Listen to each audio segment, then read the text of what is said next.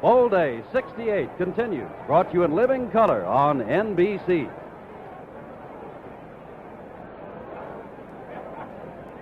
Hello, America. I'm Pat Taylor, queen of the 1968 Orange Bowl. Welcome to beautiful Miami, Florida, and the #1 game of today's triple hitter. You'll see two of the nation's best teams, the Sooners of the University of Oklahoma and the Volunteers of the University of Tennessee. You'll also see exciting pregame and halftime pageants here at the fabulous Orange Bowl.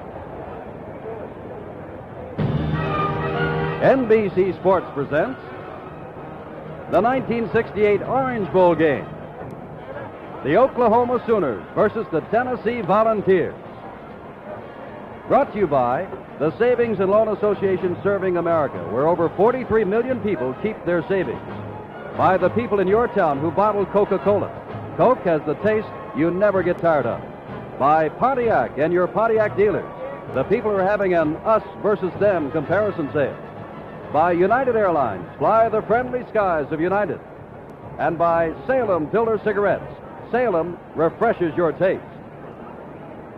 This is the Orange Bowl in beautiful Miami, Florida, where the temperature today reached 80 degrees at game time, 73 degrees. This will be a rematch of the 1939 Orange Bowl game, which the experts say was the making of this great bowl, Tennessee and Oklahoma.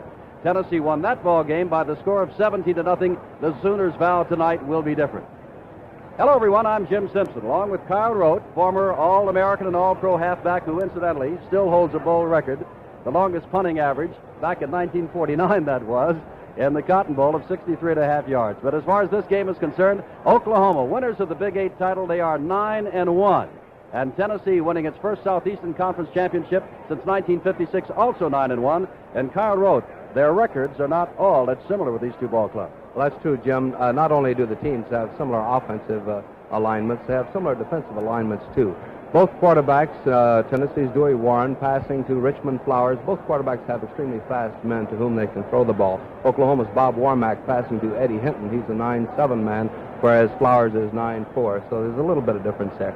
But the one matchup that I'm really looking forward to seeing tonight is Oklahoma's Granville Liggins, their middle guard, or what they call their nose guard, number 66. All-American, and he'll be right across the line from Tennessee's All-America center, Bob Johnson. He's number 54. So this is really going to be a real battle, I think. This is going to be a battle, and let's now check the schedules of Oklahoma and Tennessee this year, and also look at some of their players in action. For Oklahoma, we said they're 9-1. They lost only one. That was their third game of the year to rival Texas, 9-7. And the Sooners feel they should have won that ball game. They bumped off Colorado 23-0, and of course Colorado conquered Miami in the Bluebonnet Bowl. And Oklahoma, to get this far, has to have great ball players, and great ball players they do have. Kyle Rote. Well, one of their finest runners, of course, is number 22, Ron Schatz. He's a good-sized boy, and he gets some good help.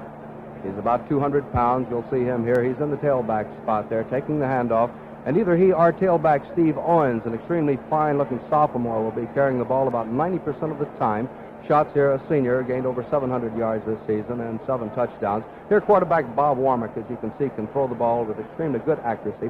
This one going to his strong side end, number 82, Steve Zabel. That was the one that beat Kansas in the final minute.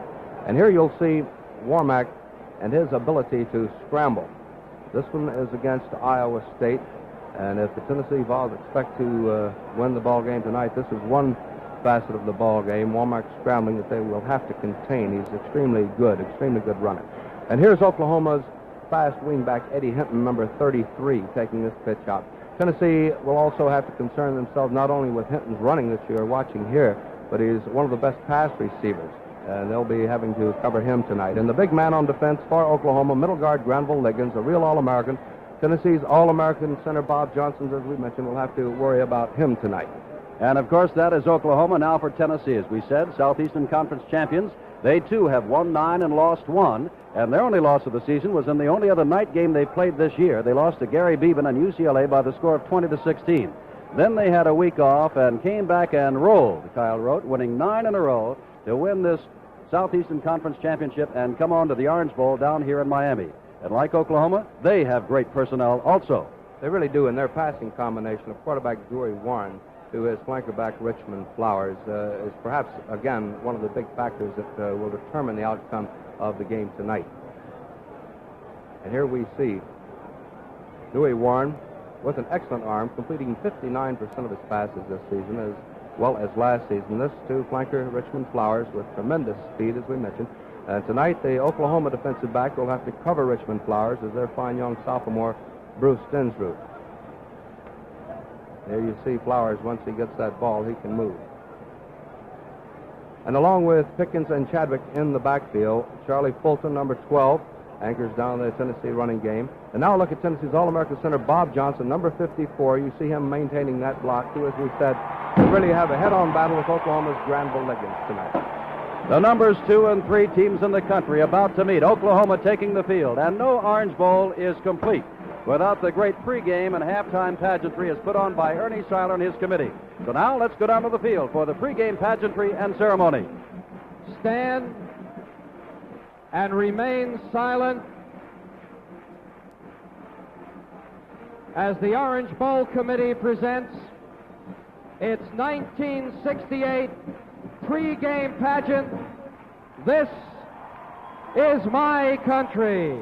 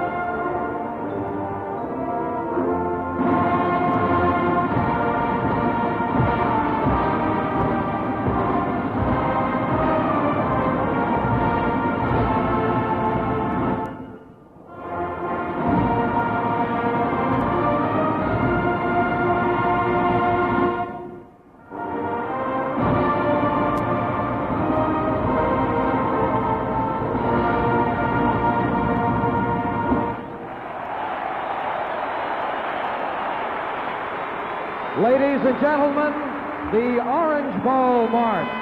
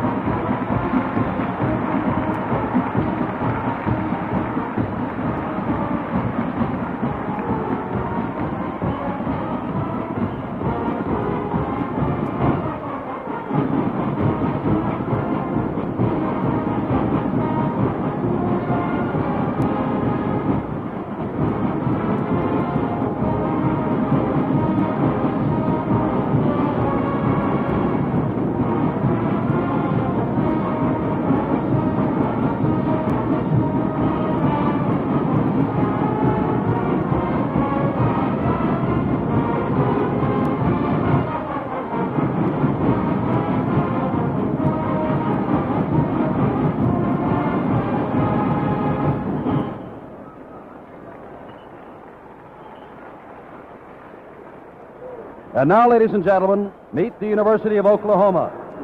Number 82, a sophomore, tight end from Thornton, Colorado, Steve Zabel. Number 73, a junior, offensive tackle from Columbia, South Carolina, in special education, Byron Bigby. Number 62, a sophomore, offensive guard from Shawnee, Oklahoma, Ed Lancaster. Number 50, a senior and center from McAllister, Oklahoma, in business education, Bob Craig. Number 52, a senior defensive linebacker from Pampa, Texas, in finance, Rick Goodwin. Number 77, a senior offensive tackle from Del City, Oklahoma, in business education, Bob Kalsu. Number 81, a senior defensive end from Burke Burnett, Texas, in political science, John Kohler. Number 11, a junior and quarterback from Ada, Oklahoma, in finance, Bob Warmack. Number 22, a senior and tailback from Weatherford, Oklahoma, in pre-law, Ron Schatz. Number 33, junior, a wingback from Lawton, Oklahoma, in special education, Eddie Hinton. Number 31, a senior and defensive back from Claremont, California, in business education, Bob Stevenson. Number 36, a sophomore tailback from Miami of Oklahoma, Steve Owens. Number 66, senior defensive guard from Tulsa, Oklahoma, in special education, Granville Liggins. Number 43, senior linebacker from Euless, Texas, in physical education, the game captain, Don Trimmer, and the head coach of the University of Oklahoma's football team, Chuck Fairbanks. And now, ladies and gentlemen, from the University of Tennessee, number 81, a junior and defensive end from Knoxville, Tennessee, in business education, Jim McDonald. This is number 74, a junior defensive tackle from Greenville, Tennessee, in agriculture, Dick Williams. Number 75, senior offensive tackle from Pikeville, Tennessee, in education, John Boynton. Number 78, senior offensive tackle from Cedartown, Georgia, going for a BA degree, Elliot Ramage. Number 62, a senior offensive guard from Fayetteville, Tennessee, in education, Joe Graham. Number 65, a junior offensive guard from Humboldt, Tennessee, in engineering, Charles Rosenfelder. Number 54, a senior center from Cleveland, Tennessee, in engineering, Bob Johnson. Number 26, a senior defensive back from Tampa, Florida, in education, Albert Dorsey. Number 32, a senior monster man from Lafayette, Tennessee, in liberal arts, Jimmy Glover. Number 20, a senior tailback from Decatur, Georgia, going for his BA degree, Walter Chadwick. Number 34, junior fullback from Knoxville, Tennessee, also going for his BA, Richard Pickens. Number 22, a junior wingback from Montgomery, Alabama, in liberal arts, Richmond Flowers. Number 12, a senior tailback from Memphis, Tennessee, and business administration, Charlie Fulton. And number 16, the senior quarterback from Savannah, Georgia, in the School of Education, Dewey Warren. And the head coach for the University of Tennessee, Doug Dickey.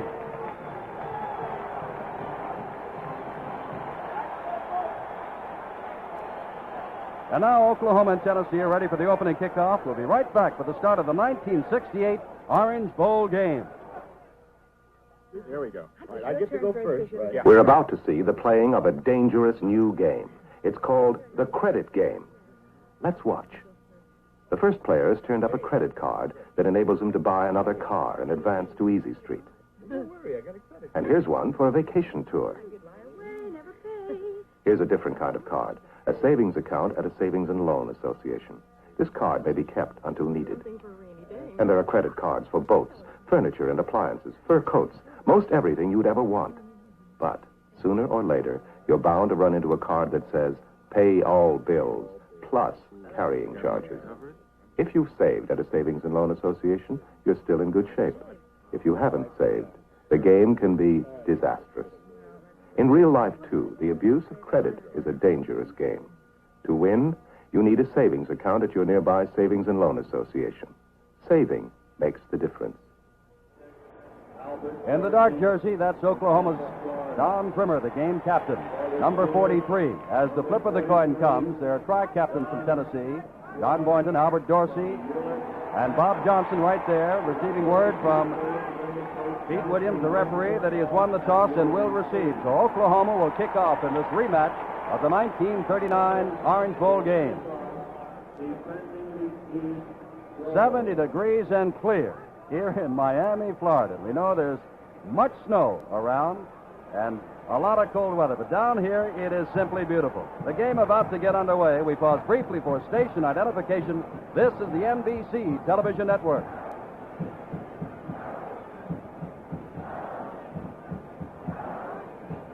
Oklahoma in the dark red jerseys, Tennessee, of course, in the orange across the way as they break out. And Kyle wrote, before they kick off, a word once more about the similarity of these two teams.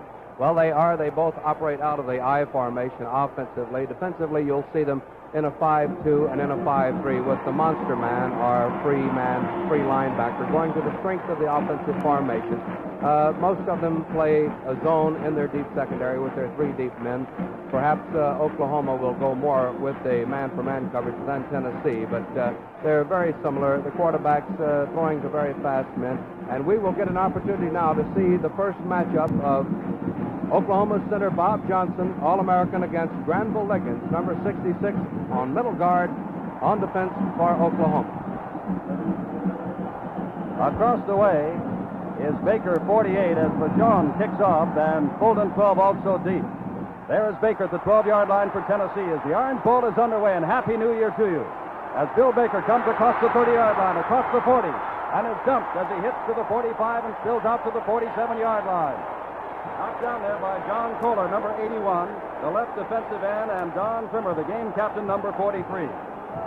Gary Chris is expected to start at split end. We'll pick these up for you. He is 91.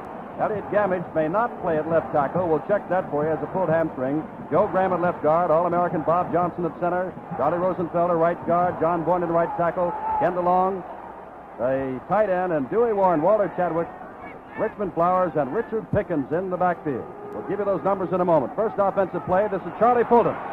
Fulton gets out across midfield and into Oklahoma territory. Fulton, number 12, who has played all four positions on the Tennessee team. Jim Files, number 84, and Granville Liggins, number 66, made the stop. It'll be second down and 5 from the 49. John Kohler, 81, Dick Peso, 79, Granville Liggins, 66, John Titsworth, 78, Jim Files, 84, along the five-man forward wall. Wide to the left is DeLong. Long count by Dewey Warren on second down 5. He throws across the way and has his man stepping out of bounds across the way by Harper is Richmond Flowers, number 22, who was not expected to play much tonight because of a virus. Kyle? This is going to be the problem for both defensive units, but in this instant, Oklahoma, whether to come up and force Dewey Warren as he makes that option play, as he goes down the line, whether to keep it or to lateral it back to his tailback, in this case, Charlie Fulton. Most of the defensive units try to make the quarterback keep it rather than pitch it out. At least this is the Oklahoma defensive strategy. Third down 1. Warren calling signals, keeping the ball himself and trying for the first down. And we'll have to wait and see. Rick Goodwin, 52. Gary Harper, 45. Don Primmer, 43, your linebackers. Bruce Denfrud, 17. Steve Barrett, 35. And Bobby Stevenson, 31, your deep men. And this is fourth down and a half a yard to go. And very quickly, we'll see how Tennessee is going to play this game. They're sending in Weaver, their kicker, Herman Weaver, who has a 38.5-yard average, but only 24 of his 54 hold it. Weaver has not come in to do the punting. Oklahoma comes up quickly, and they're going to go for it, and they have got it by 20. Charlie pulled him down to the 34-yard line. The Oklahoma defense was getting set to receive the punt, but there was no kick. The Tennessee offense, Jim, is a little more difficult to scout than the Oklahoma offense. For example, Tennessee spreads their running out equally pretty much between their fullback and their tailback, whereas Oklahoma pretty much runs completely with its tailback. No score, early moments of the Orange Bowl. First down at the 35. Warren holding on to the ball. Running, he doesn't do that often, but gets down to the 29-yard line. Dewey Warren, who prefers to pass rather than run, and Don Primmer, the right side linebacker, and Granville Liggins, again combined to make the tackle. A gain of 6, it'll be second down and 4. Again, we see Oklahoma trying to make Dewey Warren keep that ball. John Kohler, number 81, their defensive end to that side, playing the left defensive end, comes out, makes Warren keep the ball and go back inside rather than make the pitch out. Gary Dalton goes wide to the left, 86. Richmond Flowers, 22 to the right. On second down 4, Dewey Warren loses the football, battle for it. Oklahoma has recovered at the 32-yard line. Jim Files, the defensive right end from Portsmouth, Arkansas, number 84, stops the drive. First and 10, Oklahoma. And Kyle, Oklahoma has been pushed around defensively, but still leads the nation against the scoring play.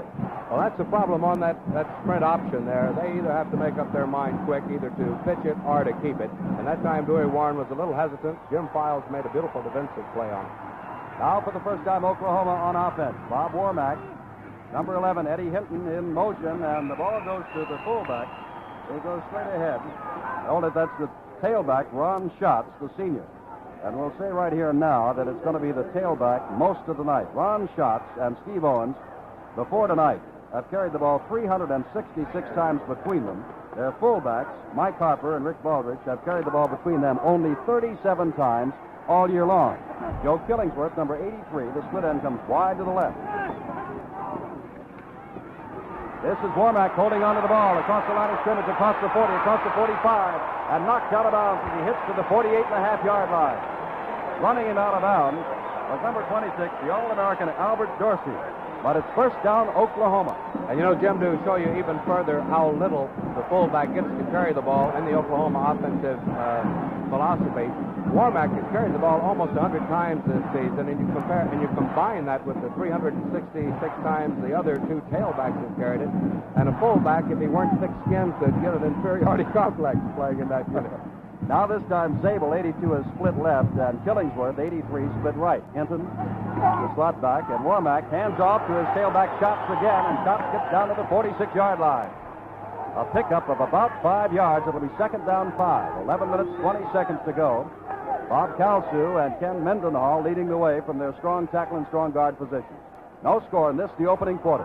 What really makes this Oklahoma offensive unit go is Bob Warmack's ability to run, because they run just almost a power slant off of either tackle to their tailback, but whether Warmack keeps it or not is the big problem for the defensive unit.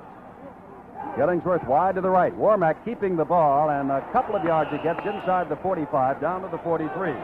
Jim McDonald, the defensive right end from Knoxville, Tennessee, number 81, made the tackle. This 1968 Orange Bowl game comes to you from the Orange Bowl in Miami, Florida, live in color, exclusively on NBC, and in 70-degree weather. Ball is on the 43-yard line, third down, and 2 yards to go. 10.5 minutes left, first quarter, no score. Joe Killingsworth, the sophomore from Oklahoma City, drops out to the right. Warmack, and that's Schatz again. Flag goes down as Schatz has the first down, but there's a flag down at the play at the 43. While we wait, as you can see, apparently Oklahoma is offside. You saw a list of our officials a little while ago. Now they're going the other way. They pointed toward Oklahoma, but Pete Williams is stepping it off against Tennessee. So it is offside, Tennessee. In any event, Pete Williams of Miami, Florida, for those of you who follow service football, will remember what a great back he was at the Naval Academy in the late 40s. He is our referee tonight. First down inside the 40 at the 38-yard line of Tennessee. No score. Killingsworth wide right. Warmack faking the handoff. Now throwing. Has his man, Eddie Hinton, down to the 20-yard line, and out of bounds he goes. Another first down for Oklahoma. The big problem, of course, for the Oklahoma linebackers, or rather the Tennessee linebackers, trying to figure out whether the tailback Schatz has that ball. Warmack is doing extremely good handing. There you see number 33, Eddie Hinton, going out. He was playing the slot man there. The linebacker had to come up to try to respect the run, or the fake handoff to Ron Schatz. Wasn't in position to recover to defend against the pass. First down from the 20. Warmack hands to Schatz. Schatz hit in the backfield and still manages to pick up yards across the 20 and down near the 17-yard line. Mike Jones, the safety man, number 11, a sophomore, made the stop. Jim McDonald, 81, Steve Carroll, 70, Jimmy Hahn, 58, Dick Williams, 74, Vic Dingus, 80. Across the front line for Tennessee, Jack Reynolds, 64, Jimmy Glover, 32, Steve Connor, 57, the linebackers, Jimmy Weatherford, 30, Mike Jones, 11, Albert Dorsey, the All-American, 26, your deep men. Second and 7 from the 18.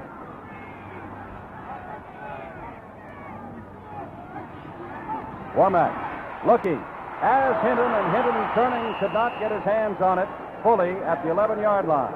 The defender there was Albert Dorsey, number 26. Third down 7 in the scoreless first quarter. 9 minutes, 23 seconds to go. And around the country, whether it is snowy or balmy as it is here in Miami, Florida, from NBC Sports, Happy New Year to you all.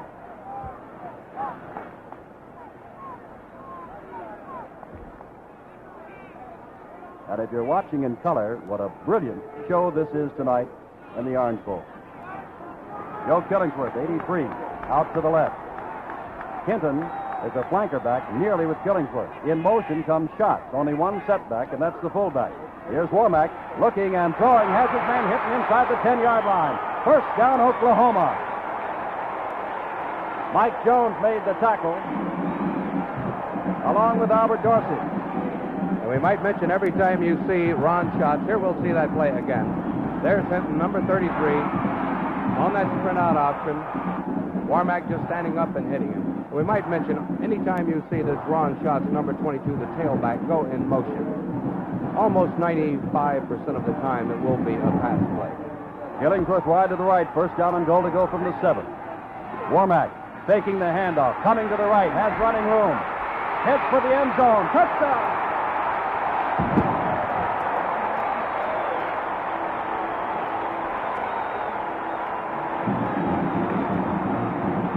Well, Jim, that's just like having a third running back. And here we'll see that play again. And look at that beautiful bootleg back behind his hip. And now he just outraces them into the corner. 6-0, Oklahoma on the fumble by Dewey Warren, deep in their own territory. Came back with Warmack completing 2 or 3 passes and running 7 yards for the score. Mike Vachon in to do the kicking. Warmack to hold. And the kick is good. Action will continue here at the Orange Bowl. The score, Oklahoma 7, Tennessee nothing.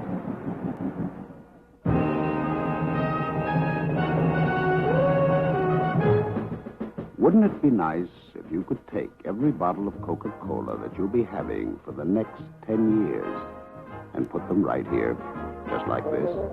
And every time you opened a bottle, it would be icy cold, refreshing, and delicious. Well, that's the great thing about Coca-Cola. Every drink is refreshing and delicious, whether it's in an icy mountain stream or your refrigerator right at home. When you open a bottle of Coca-Cola, you can be sure of one thing. Coca-Cola has the taste you never get tired of.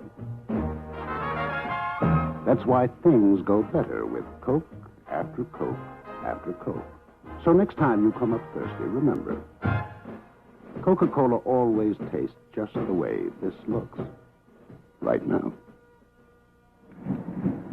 Jim Simpson with Kyle Road before an estimated 77,900 fans. Oklahoma has taken the lead in the first quarter. Mike Vachon will kick off to Bill Battle.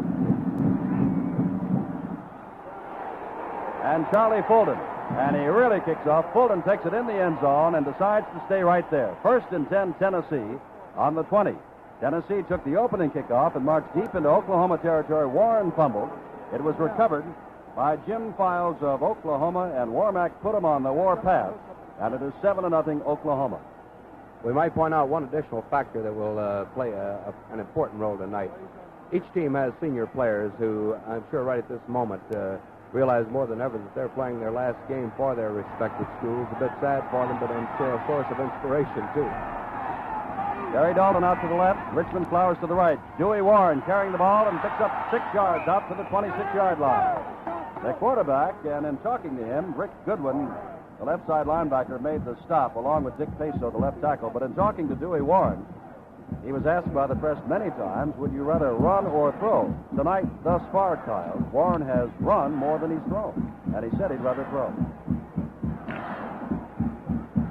2nd down 4 from the 26, 7-0 Oklahoma, 8 minutes, 10 seconds to go, still in the first quarter. Dalton wide right, Bowers to the left.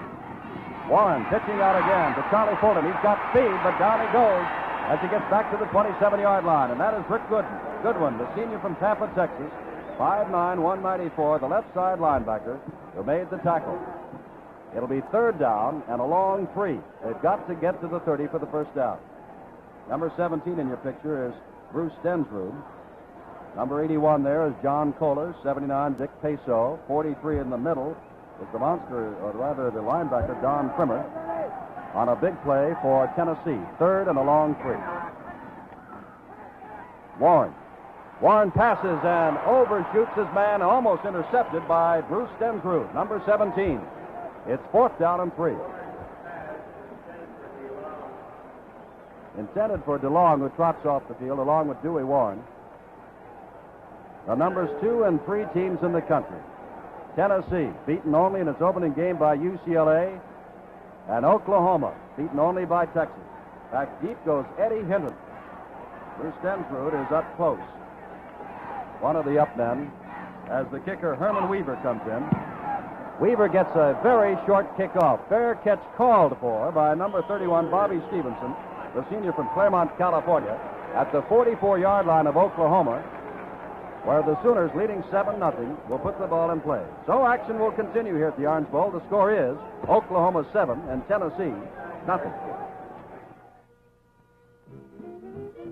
Remember when cars had fenders that stuck out like this? And running boards like this? And funny-looking bumpers like this? Though some cars are still pretty old-fashioned looking. Now, this is the most old-fashioned car we make. A Pontiac Tempest. Under here, a 175 horsepower overhead cam engine that moves on regular gas.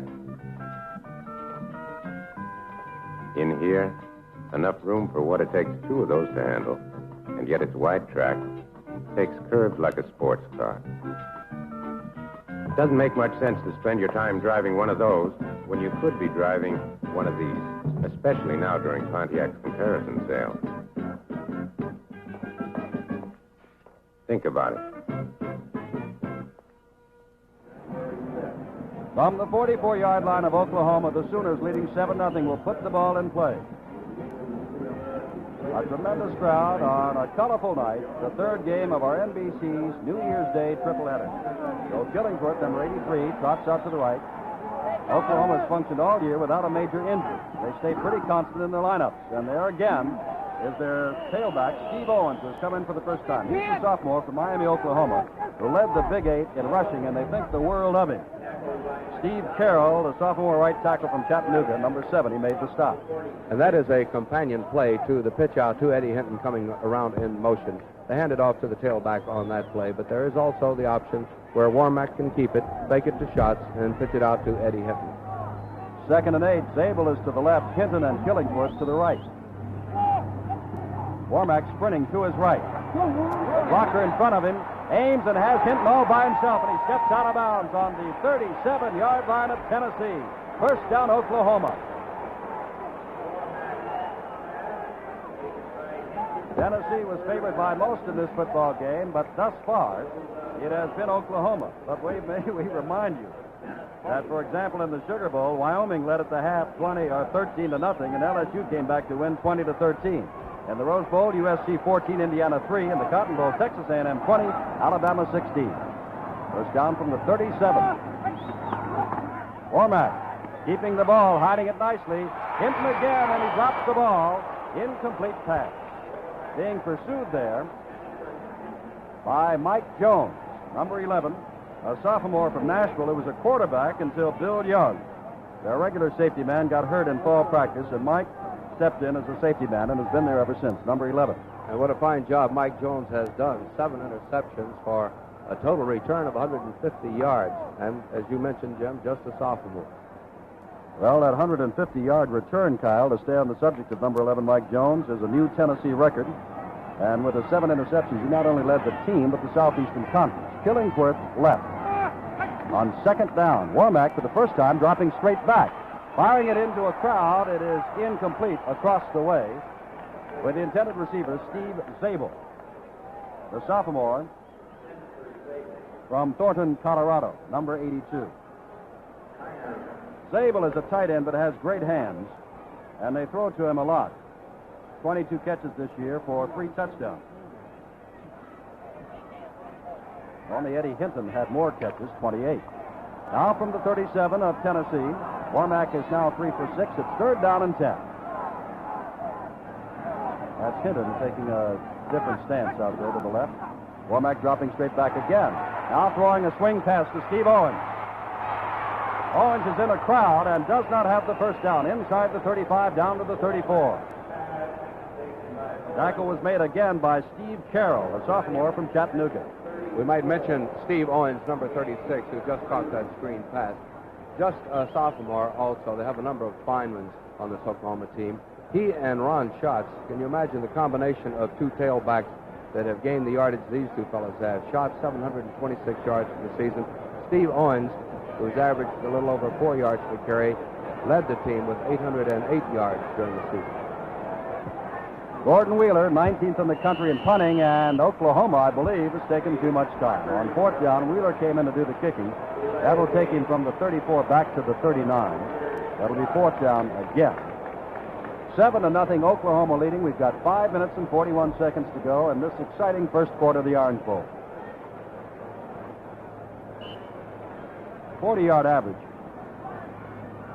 for Gordon Wheeler as Mike Jones again goes deep. Number 11. High snap. And kicks a beauty. But this will go deep into the end zone, out of the end zone, and does not bounce into the stands. That was the only question. So the ball will come out to the 20-yard line, 1st and 10 for Tennessee. Now, besides this New Year's Day tripleheader, and this is the 3rd game of it, remember we'll telecast 2 other outstanding postseason games. Next Saturday, January the 6th, starting at 2 o'clock Eastern Time, the Senior Bowl from Mobile, Alabama, with the top players from the North against the best of the South. Then on Sunday, January 21st, starting at 1:30 Eastern Standard Time, The American Football League All-Star Game, the top AFL Eastern Division players against the best of the West. 2 more outstanding postseason games in color, exclusively on NBC. Dewey Warren calling signals from the 20. Hands to his tailback, Chadwick, who almost lost the ball, but gets the first down out to the 39. Bruce Stenfrud made the tackle. Chadwick, who has had trouble fumbling this year, almost lost it. But he's their leading scorer, and here he comes. And watch that block by Bob Johnson on Granville Liggins. Actually, it was one of those sucker type of plays where Johnson blocked him as though they were trying to go to the right side. And Chadwick made a beautiful move, cut back off to the left, and actually Johnson didn't have to block him too hard. 7-0 Oklahoma. Richmond Flowers to the right. Ball at the 39. Quick pitch to Chadwick again. Chadwick this time is knocked down hard. Setting up is Dick Peso, along with John Titsworth. It was Titsworth who made the tackle on the right side there, the junior from Oklahoma, 6'3", 215, number 78.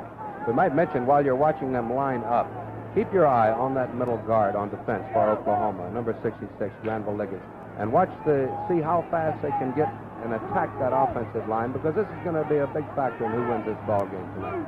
2nd down and 9, and Warren drops straight back.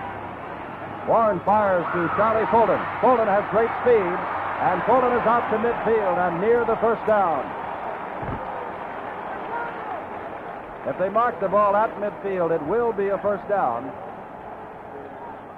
And it is a first down for Tennessee. Charlie Fulton.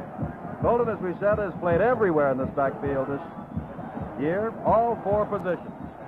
69 carries, almost a 5-yard average. 5'10", 180, a senior from Memphis, Tennessee. Richmond Flowers, who hopes to compete in the Olympics next year, number 22, goes to the left. Dewey Warren with the ball on his hip. Going long for Flowers. Back there is Barrett, along with number 31, Bob Stevenson. And 35, Barrett in your picture right there, is the junior safety man, and a good one.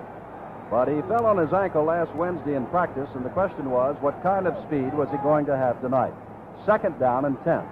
With Dewey Warren operating this Tennessee offense, for those of you interested in statistics, in 1965, he completed 55% of his passes, and in the last 2 seasons, 66 and 67, an amazing, Jim, at least I think, 59% of his passes. Bill Baker is in, resting Richmond Flowers as wingback. Baker, a junior from Jasper, Tennessee, number 48. He is flanked left. Dewey Warren hands the ball to Pickens as fullback, who picks up a couple of yards to the 48 of Oklahoma. 3 minutes and 20 seconds to go in the first quarter. 7-0. The Sooners lead the Volunteers. 3rd down. Here is Bob Johnson centering there, blocking on. There you see a beautiful block put on Granville Liggins on that draw play.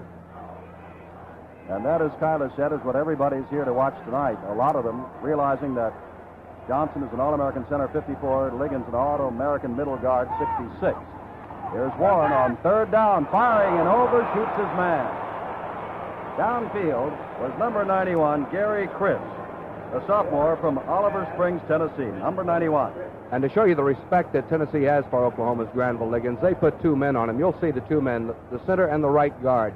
The right guard, Charlie Rosenfelder.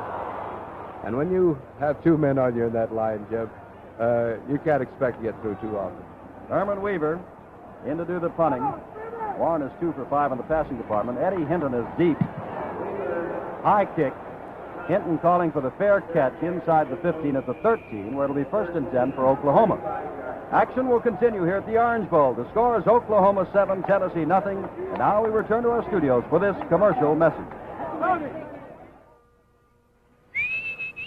Come on, girl. I think she's getting tired. My taste is pretty tired after that last cigarette. Try mine. Now, what's so special They're about different. Tastes great. Go ahead. Have a Salem.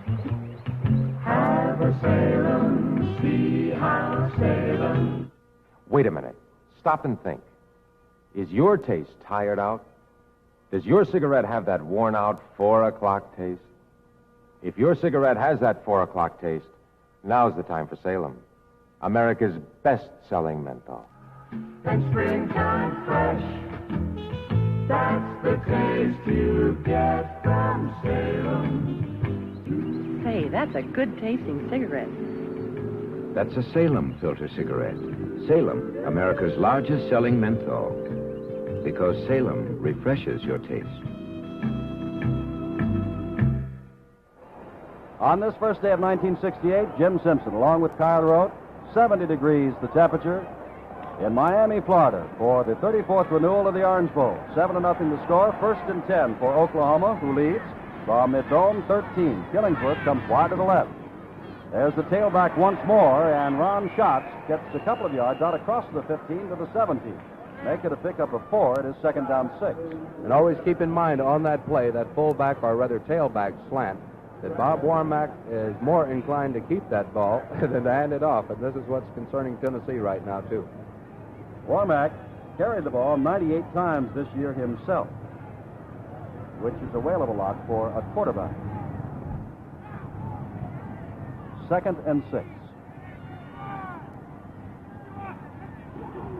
Warmack sprinting out, being chased, getting the ball away, but he was really being chased by Steve Kerner, the sophomore from Tampa, Florida. Weatherford broke up the pass intended for Hinton, but that was Steve Kerner blitzing in from the right side. 3rd down and 6. 2 minutes and 3 seconds left, first quarter, before the largest crowd ever in the Orange Bowl. Oklahoma played Duke. Oklahoma played Maryland. They were the previous record crowd, 76,000 plus. This is 77,000 plus. Killingsworth to the left. Zabel to the right. 3rd and 6. Big play for both teams. Warmack with time fires the ball and has the man across the way, and he has got the first down. Out across the 25 to the 27-yard line. Getting up, that is Zabel. Steve Zabel, the tight end and sophomore.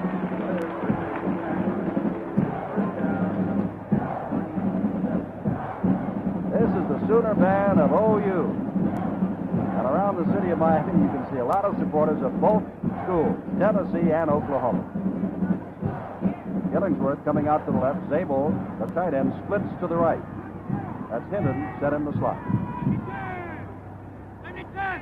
On 1st down from the 27, again, it is the tailback, Ron Schatz.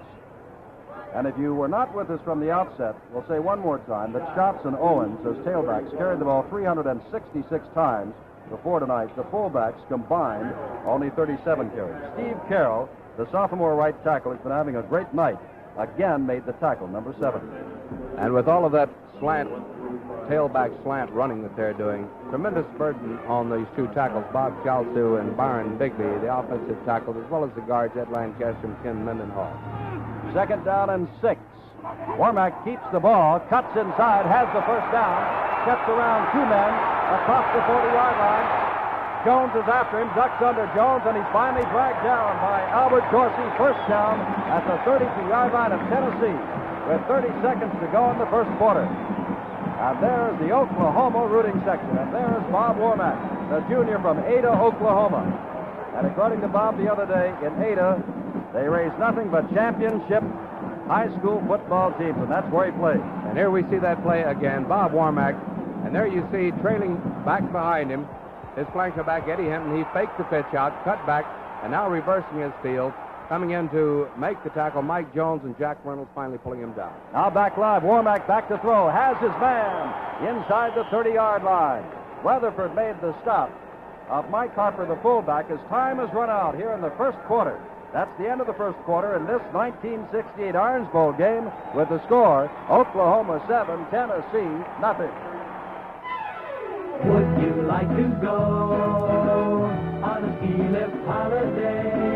Let's grab some sky, you and I. Let's fly on a singing, swinging ski lift holiday. Grab some sky on a United Airlines ski lift holiday. You don't even have to ski to have yourself a snowball of a time. Get away from it all on a United Airlines ski lift holiday. Let's fly on a singing, swinging ski lift holiday. Final friendly skies.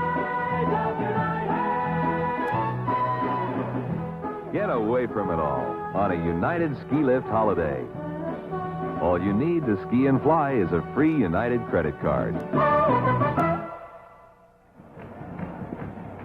Ball is on the 28-yard line of Tennessee. Bob Womack, they call him the Worm, just wormed his way for a 38-yard run. Scouts has carried the ball for Oklahoma 6 times and gained 26 yards. Warren of Tennessee, trying to get the Tennessee team on track offensively, is 2 for 5. 7-0 the score as we begin the second quarter. The Oklahoma coaches felt they had a chance to upset Tennessee if Bob Womack had a whale of a night. Thus far, he is having that kind of evening. Now Hinton and Killingworth both go to the left. Zabel split to the right. 2nd and 7. Ball is handed to Ron Schatz. Schatz is down to the 21-yard line before he's dragged down there by the left side linebacker Jack Reynolds. Number 64, and Frank Yancey, number 79, also in on the tack. But that is a first down for Oklahoma at the 21-yard line. Byron Bigby and Ed Lancaster, the weak side tackle and guard, opened up a big hole over the left side of the Tennessee line. 1st and 10 from just over the 20. Hinton and Killingsworth again wide left. Womack fakes the handoff. Back. Throws it long. In the end zone for Hinton. Touchdown!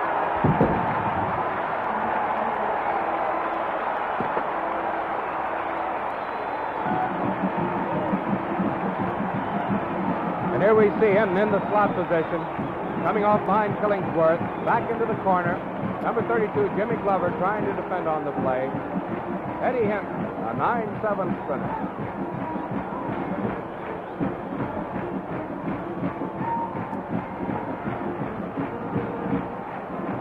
And now Mike Vachon is in the kick, and Womack, having this great night, is holding. Vachon's kick is no good, off to the side. Action will continue here at the Orange Bowl. The score, Oklahoma 13 and Tennessee nothing. Hey, mister. Want a savings suggestion? When you're paying your monthly bills, did you ever think of paying yourself? Sure. What you have to do is decide how much you want to save. 5% of your take-home pay is about average.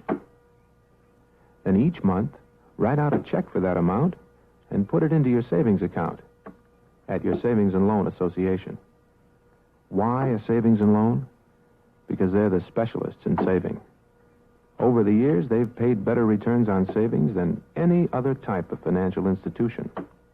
So, this month, every month, when you sit down to pay your bills, don't forget old number 1.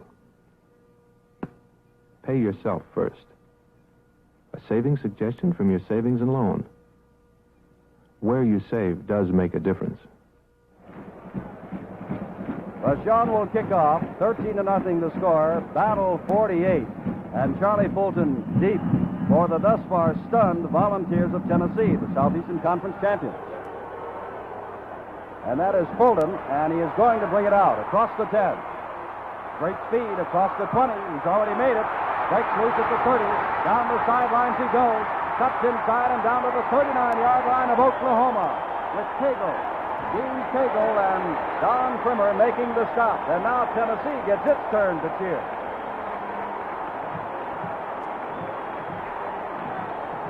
Here we see Charlie Fulton heading up to the right side, and he's going to pick up a great block here by Terry Dalton, number 86. Right there. Well, the experts said this could be one of the highest scoring Orange Bowl games in history. We shall see. Dalton comes to the left. From the 39 of Oklahoma, Fulton is in at quarterback and hands the ball off to Chadwick, his tailback. Dewey Warren has been replaced for the moment by Fulton, who just returned that kickoff and has been playing tailback until now. The ball is on the 34-yard line. It'll be second down and 5. Young coaches Doug Dickey, 35 of Tennessee. Chuck Fairbanks, 34 of Oklahoma. Golden keeping the ball again. He prefers to run with the ball and is down near the 30-yard line and about a yard and a half shy of a first down. Granville Liggins and John Kohler made the tackle. Incidentally, Jim, we have two perfect lines on the record tonight. Tennessee's tailback, Walter Chadwick, number 20, has thrown two passes this season, both of them complete, and both of them completed for touchdowns. Oklahoma's defensive halfback, Bob Stevenson, has intercepted two passes this season, returned both of them for touchdowns. Dalton to the left. Fulton hands off to Chadwick, who has the first down to the 26-yard line of Oklahoma. Walter Chadwick diving over Granville Liggins for the first down.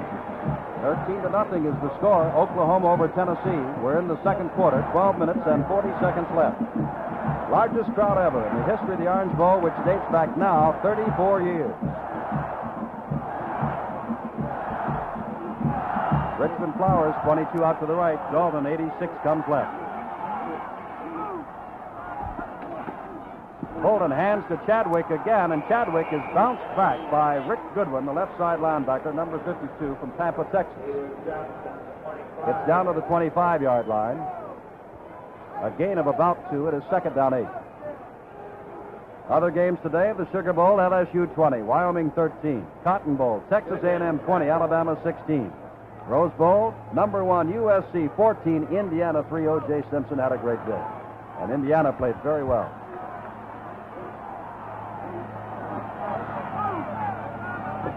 Louis Warren back in at quarterback, handing to his fullback, number 34, Richard Pickens, but Granville Liggins has a hold of him, number 66. And there's a loss on the play. Third down and about 9. Now Fulton comes in, and let's see whether Warren goes out or whether a tailback goes out. Chadwick goes out, so Fulton is now coming in, and you can see the versatility of Charlie now. He'll take over at tailback. This 1968 Orange Bowl game comes to you from the Orange Bowl in Miami, Florida, live in color exclusively on NBC. 3rd and 9 from the 26th of Oklahoma. Warren, a fine passer, in trouble, dragged down at the 34-yard line. And look who's getting up. Number 78, John Titsworth, and number 66, Granville Liggins, the senior from Tulsa, Oklahoma. Now let's watch that again from a defensive standpoint. Granville Liggins, number 66, the All-America from Oklahoma. Might say Lawton, Oklahoma, I believe. Joey Grayson has come into the defensive secondary. And now, Karl Kremser, born in Germany, never kicked a football before February of this year, but quite a field goal kicker now will try one from the 41. This means a 51-yard field goal attempt. He's got a lot of foot, but not enough for this kick.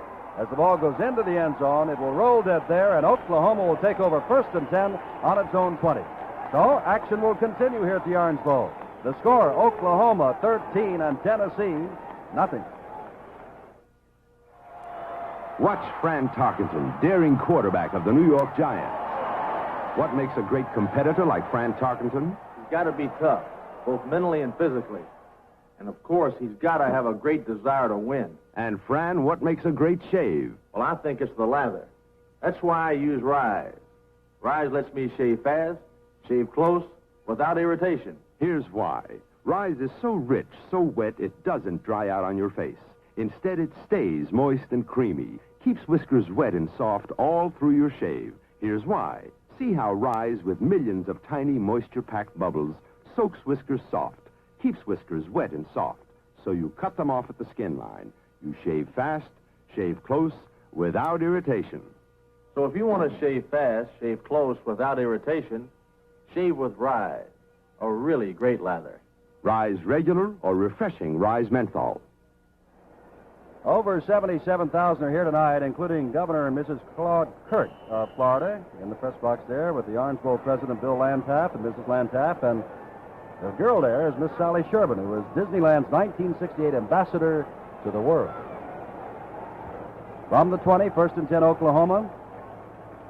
Longest field goal, 36 yards, 1964, between Nebraska and Auburn here. And, of course, Kremser just tried one from 51 yards. It failed. Bormack in. holding the ball on his hip, being chased, in trouble for the first time tonight, and down he goes. Inside the 20, at the 18-yard line. Carroll was the man who ran him out of bounds. And also over there was number 87, Neil McMeans, a junior left end from Gate City, Virginia. And Jim, before we get the people in Tulsa, Oklahoma, too mad at us, Granville Liggins is from Tulsa, Oklahoma, not Lawton. Killingsworth goes out wide to the left. I believe I told you, Oklahoma has functioned all year long without a major injury. Not one regular has ever missed a game, offense or defense. Incredible. Tennessee's been hurt a lot, but has great depth. There is Steve Owens. Owens gets back the 2 yards lost on the last play, plus 5 more out to the 25. It'll be 3rd and 5. Tackle was made by Steve Kiner of Tampa, Florida. The right side linebacker voted the best sophomore in the Southeastern Conference.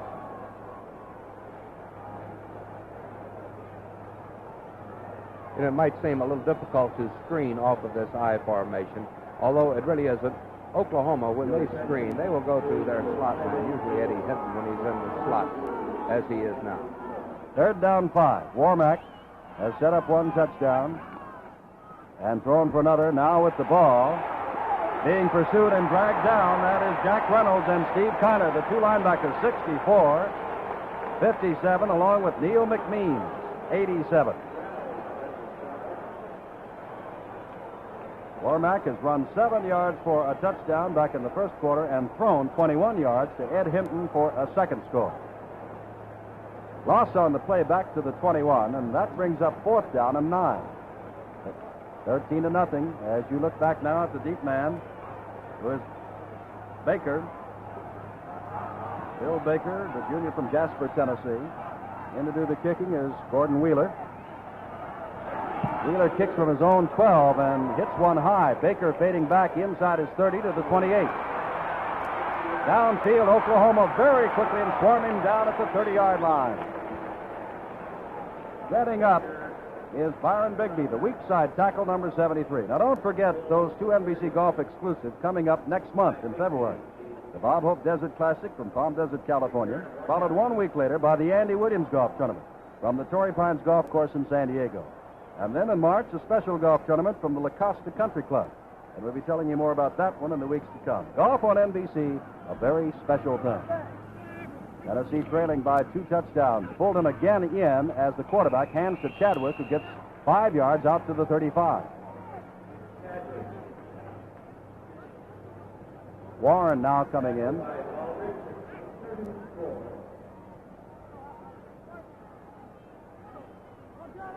Eight minutes, 53 seconds with the clock running here in the second quarter. Richmond Flowers coming out to the left, number 22.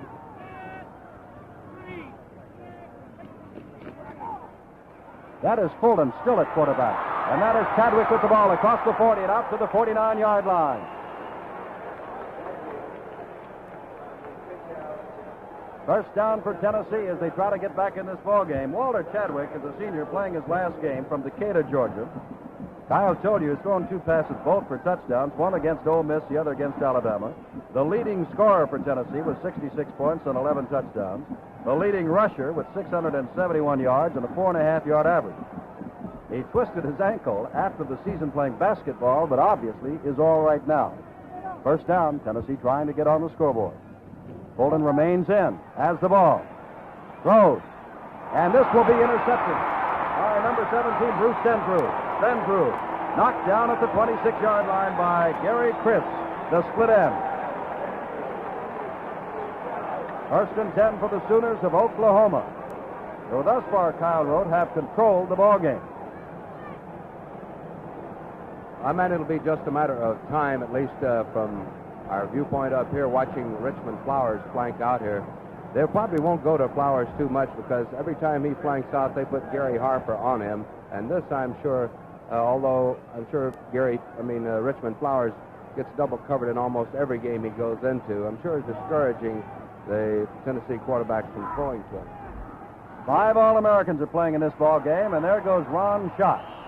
All Southeastern Conference, second leading rusher in the Big 8, out to the 32-yard line. a pickup of 6 yards.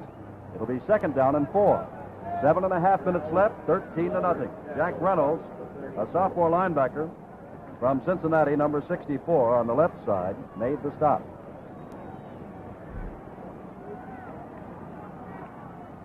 On the near side, of course, is the Oklahoma coach, Chuck Fairbanks. As Warmack hands off again to Ron Schatz. He gets out across the 35 to the 37. And he's close, if not, to the first down. First down for Oklahoma. And this has been the difference thus far, Jim. The getting off the ball by this Oklahoma offensive line. They, up to this point, have been handling the Tennessee defensive line pretty well. And they've been creating some tremendous holes, as you have pointed out. Byron Bigby, the right tackle. Bob Galsu, the other tackle. Ken Mendenhall and Ed Lancaster. Of course, the center, Bob Gray. Zabel to the right, Gillingworth to the left, and Hinton slot left. And here goes Schatz again, and Schatz is out to the 40-yard line, maybe the 41. Oklahoma has 8 first downs, Tennessee 6. But the score reads 13-0 Oklahoma. Second down and 7 to go. Halftime, of course, we've got the Oklahoma band, the Tennessee band, and an Ernie Seiler special, our pageant, Orange Bowl pageant at halftime. Gillingworth to the left.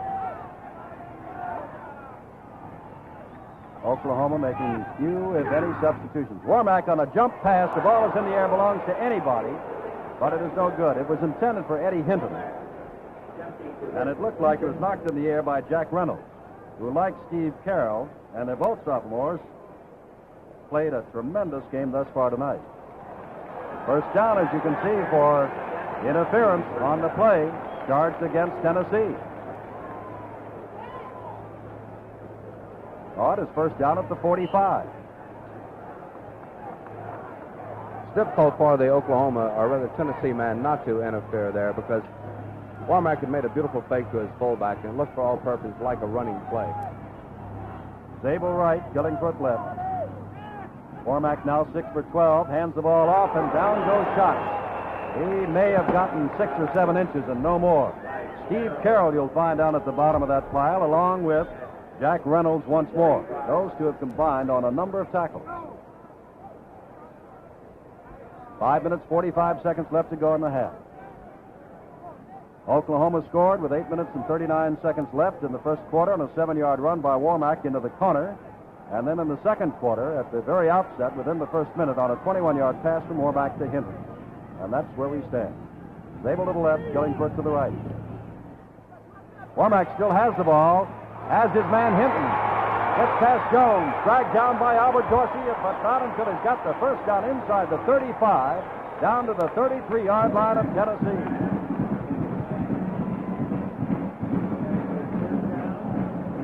Owens comes in for shots. There's Eddie Hinton, and here he is again, Kyle. And here is Bob Warmack, number 11, and he makes some beautiful faking in that backfield. And there you see number 33, Eddie Hinton, going across field. Eluding number 11, Mike Jones, finally brought down by Albert Dorsey. Tennessee, number 2 in the country. Oklahoma, number 3. Warmack on a quick count. Holds on to the ball, fakes the pitch back. Jack Reynolds makes the stop after he gets inside the 30. Another long gain for Bob Warmack, the junior from Ada, Oklahoma.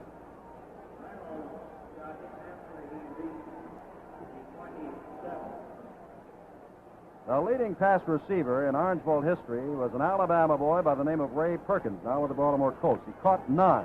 Hinton has already caught 5. And there's Warmack's record, 7 for 13. Second and 3. And that is Owen vaulting for the first down. Carroll down at the bottom, but Steve Owen simply went over the top. And it's first down, Oklahoma. And, you know, we talked about Dewey Warren's pass completion percentage being 59%. Bob Warmack doesn't do bad in that department himself. This season, 53% of his passes completed.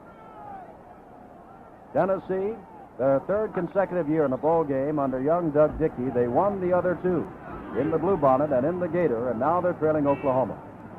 That is Hinton in motion. Warmack still has the ball, going for his fullback, and he holds on to it. That is Mike Harper, a sophomore from Jenks, Oklahoma, and there's quite a story there. Harper came up as a sophomore. His brother Gary, a junior, was the fullback a year ago. But Mike ran him out of a job, and so Gary now contents himself as a monster man. 2nd down and 6. 3 minutes, 40 seconds to go. First half. 13-0 Oklahoma in this pageant as you look from the Orange Bowl end zone, where there's a huge Statue of Liberty. Warmack keeping the ball inside the 10 down to the 8-yard line. He's got another first down. And Bob Warmack, they call him the Worm, is having a great night. And I'm sorry for the pun, Kyle, but I got to say the worm has turned. You know, as we mentioned earlier, the pressure on these linebackers, whether to try and come in for the quarterback or look out there for the pitch out as he sprints down the line with that option. With Warmack, I think you're better just concentrating on him for a while. Killingsworth out to the left. From the 8-yard line, there is Owens, who's down near the 5 and is gang-tackled by Tennessee there. I'm sure in the great Southwest, folks are quite happy at the 13-0 score, but I'm sure in the Southeast there are many who are not so happy at Tennessee being on the short end of the score. For both, we remind that the score at the halftime of a great Sugar Bowl game today on NBC was Wyoming 13 and LSU nothing. In the final, it was LSU 20, Wyoming 13. I say that only to prove that anything can and does happen in football. From the 5-yard line, 2nd down and goal to go.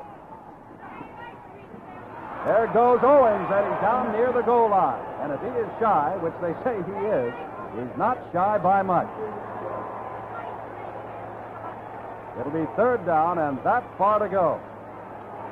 Here's something interesting, Kyle, because the fullback, normally the man many teams call on in this situation, hardly ever carries the ball in the Oklahoma offense. Let's see what happens. With the way their tackles and guards are driving out off of that ball, it really doesn't make much difference, I think, at this point. They give it to Owens, touchdown.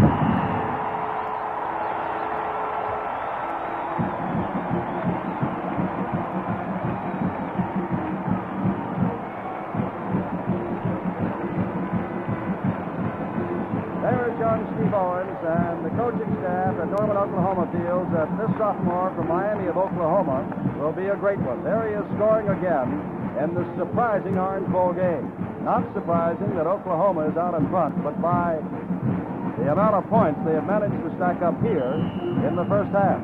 19-0 right now. And Little Red, the Indian, is quite happy. Oklahoma's band will be first on the field at halftime, followed by Tennessee, and then our Orange Bowl pageant. And Jim, you know, we've talked about and used so many superlatives connected with the players. What an outstanding job these two coaches in tonight's game have been doing. Doug Dickey of the 2nd-ranked Tennessee team, named Southeastern Conference Coach of the Year. Oklahoma's rookie coach Chuck Fairbanks, leading Oklahoma to its best season in 9 years.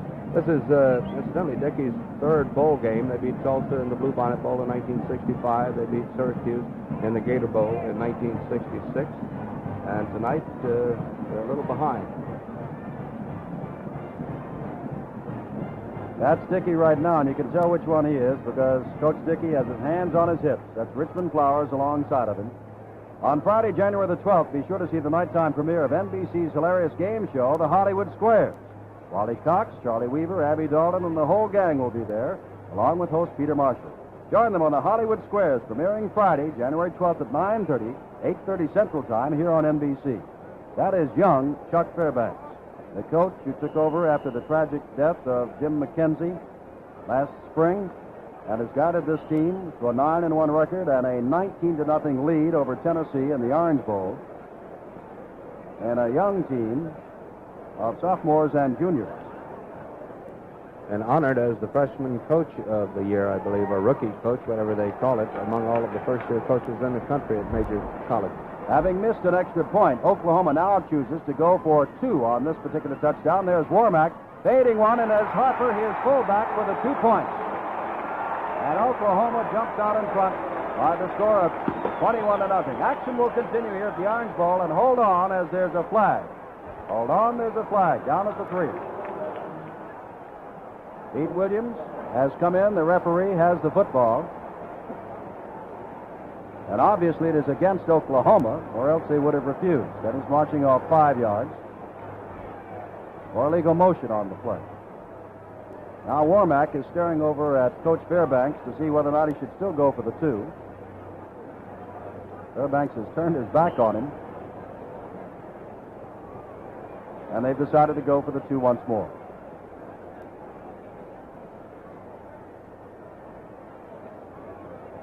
Billingsworth coming out to the right. Hinton coming out to the right. Zabel is on the left side.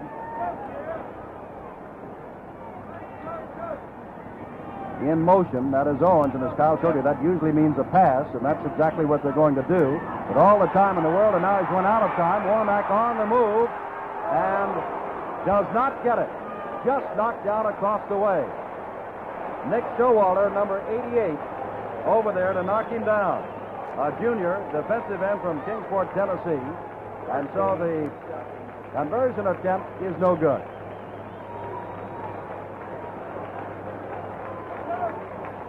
A minute and 48 seconds left to go in the first half before more than 77,000 at the Orange Bowl.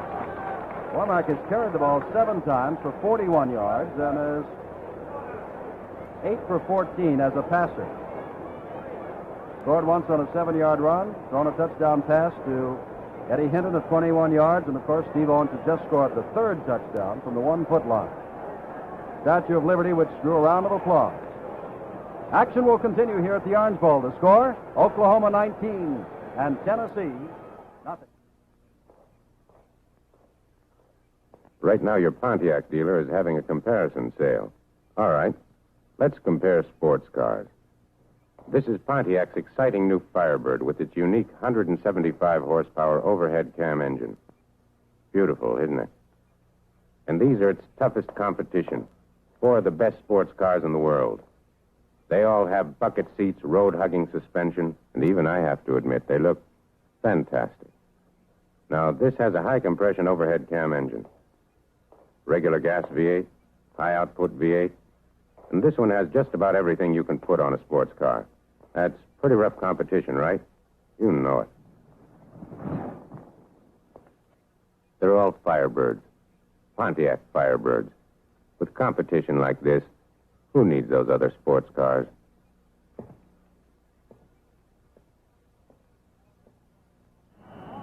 Jim Simpson with Kyle Road at the Orange Bowl as Vachon will kick off again. A low kick this time.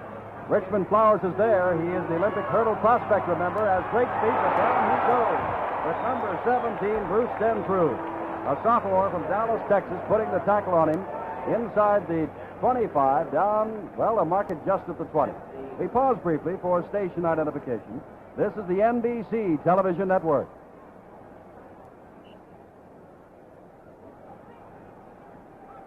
One minute, 43 seconds left, first half. Oklahoma has stunned a partisan crowd of Tennessee fans across the way, and I'm sure around the country. Chris comes out to the left, the split end. Running out with the ball is Dewey Warren. Warren passing and over the head of the monster man, Gary Harper. It was intended for Gary Chris, the Oliver Springs, Tennessee sophomore, number 91. A good pass defense on the part of Oklahoma's Bob Stevenson and Gary Harper, number 45, who, as you aptly call him, the monster man, moves around to the strength of the formation. And it's one of the unique positions. He has to be somewhere in between a linebacker and a defensive halfback physically, strong enough to come up and meet the run, agile enough to drop back into pass coverage. Linebacker stepping in. Pass over the middle and caught. And Richmond Flowers had his knee hit the ground, and that's why he simply stopped as he did. But it's a first down with a minute and 25 seconds showing, and the Volunteers try to get on the scoreboard. And Tennessee is called timeout, Kyle. And here we see Flowers, number 22, going downfield, just bending across the middle, catching the Oklahoma defensive unit into a zone. 1 minute, 23 seconds to go as they're marking time on the field. And action will continue here at the Orange Bowl. The score, Oklahoma 19, Tennessee nothing.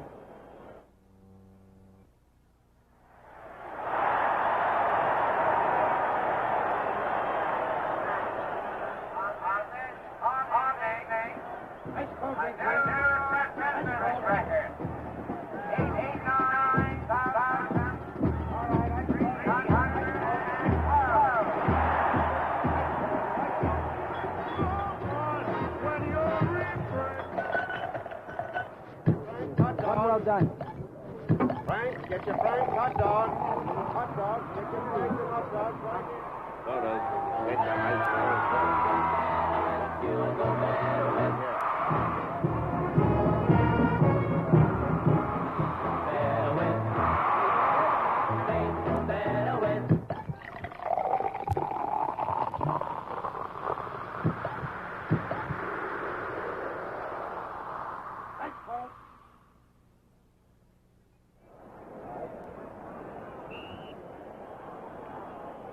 When we came on the air, we said the temperature was 70. We have since checked once more, and it is 72 degrees. Chris to the left, Flowers to the right. Dewey Warren dropping back. Lots of time. Sending it long downfield, and it is intercepted by Steve Barrett. There's the junior from Artesia, New Mexico, that we told you was hurt.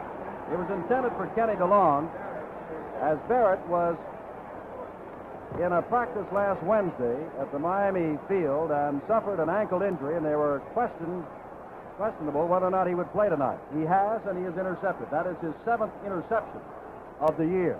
The ball is on the 7-yard line, and again, Oklahoma has come up with the big play. And Warmack trots into your picture now. 1 minute, 14 seconds left. 19-0, Oklahoma.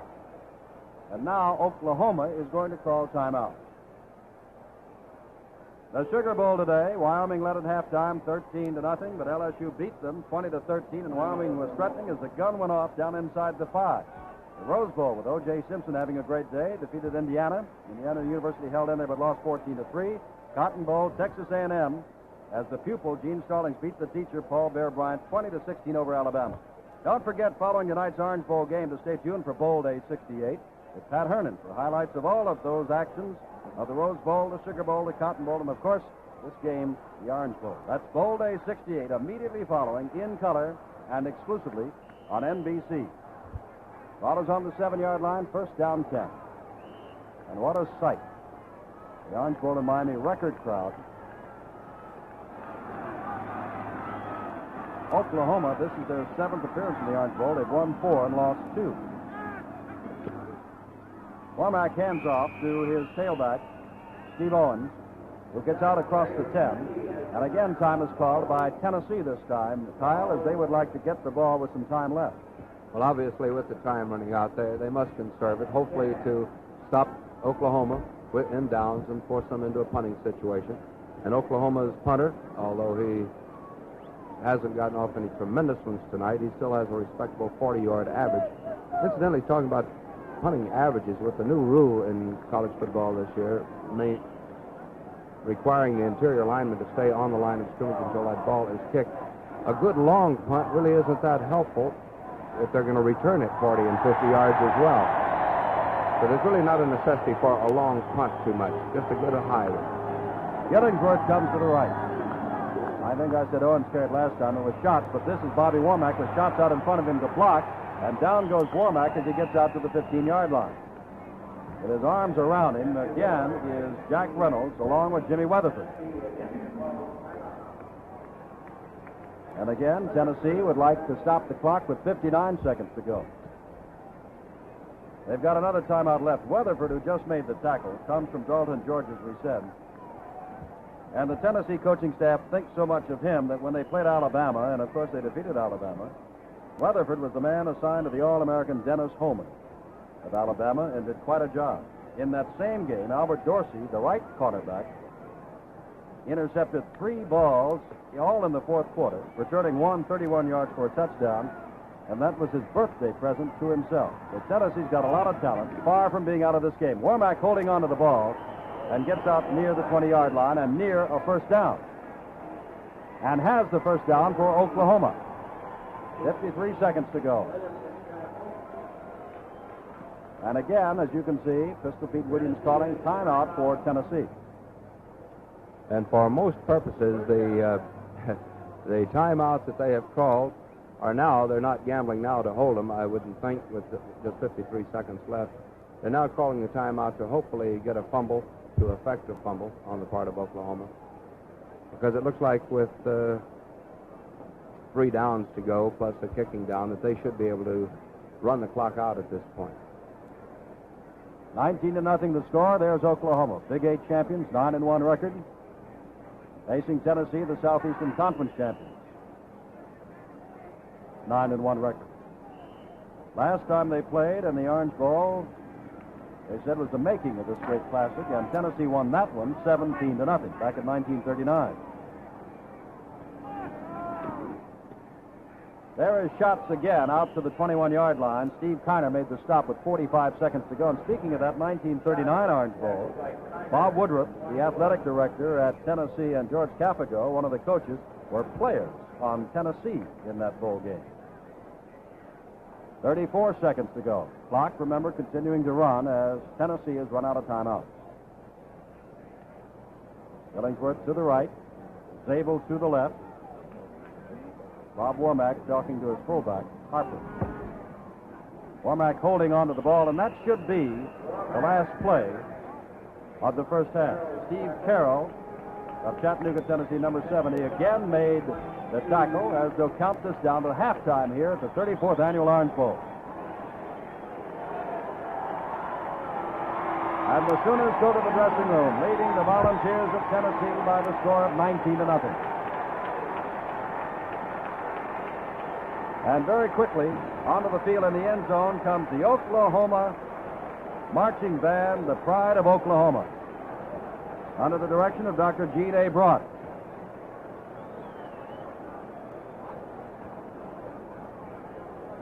And bands, remember, get just as fired up as football teams, and I'm sure that the Sooner band is feeling pretty good right now at halftime with the score 19-0. After Oklahoma comes on, we'll have Tennessee, and then, of course, as we said, our Orange Bowl pageant. If you have never seen a halftime of an Orange Bowl before, stick with it. This is something to see. And if you have color, which I hope you do, you are the envy of your neighbors because it is brilliant. Here comes the pride of Oklahoma, the University of Oklahoma Marching Band. Now, the featured twirlers are Miss Mary Ann Burke from Waterloo, Iowa. She's the 1964 National Baton Twirlers Association Championship of the champion of the United States and Canada. Miss Sheila Chambliss, the Texas State champion. And a freshman from Mount Vernon, Ohio, Dick Antill, the 1967 World's champion and voted the outstanding twirler at the 1960-67 World's Fair. The drum majors, Louis Gray of Dell City, Oklahoma, and Doug Monroe of Ann Arbor, Michigan, as the Oklahoma Band now presents a show entitled Designs in Marching.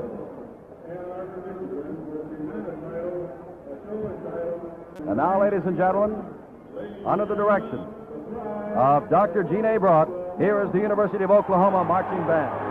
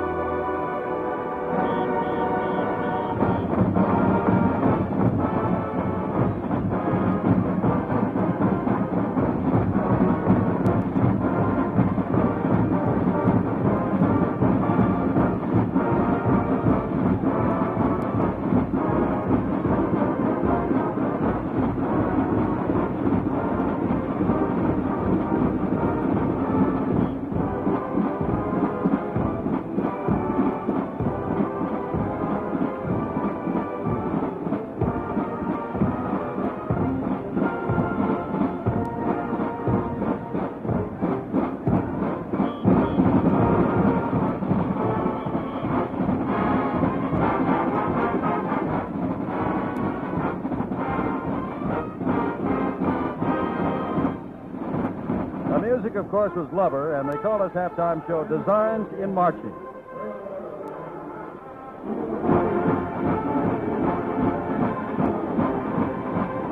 And this is the Washington Post March.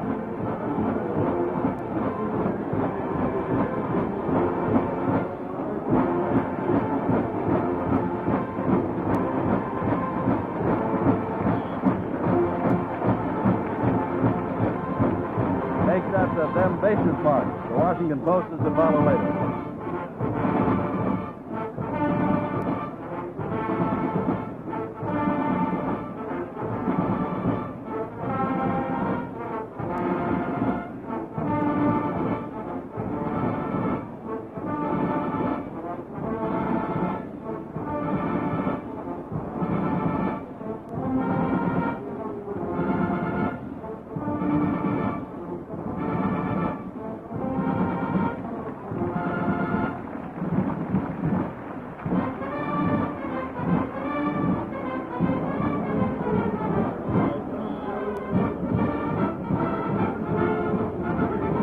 now the Washington postmarch by John Philip Sousa.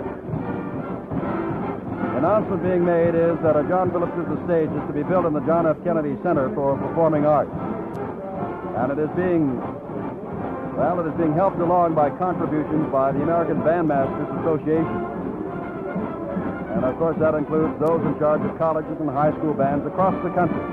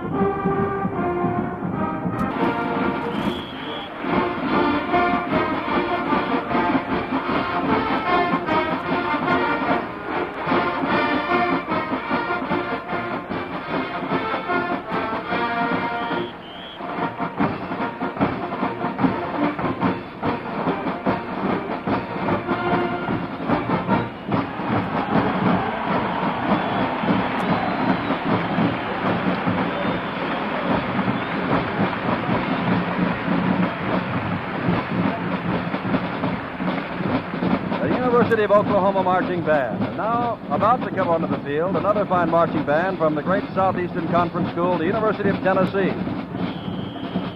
And by the way, the University of Tennessee Band, to show you how far back this goes, was organized immediately after the Civil War, when the university reopened. Since that time, their enrollment in this band has grown to more than 300 students in all of the bands from all of the colleges of the university. And of course, there are 8 conferences, or 8 colleges rather, spread around the state of Tennessee. And here comes the drum major of the Tennessee Band, Mr. Steve Singleton. The director is Dr. W.J. Julian.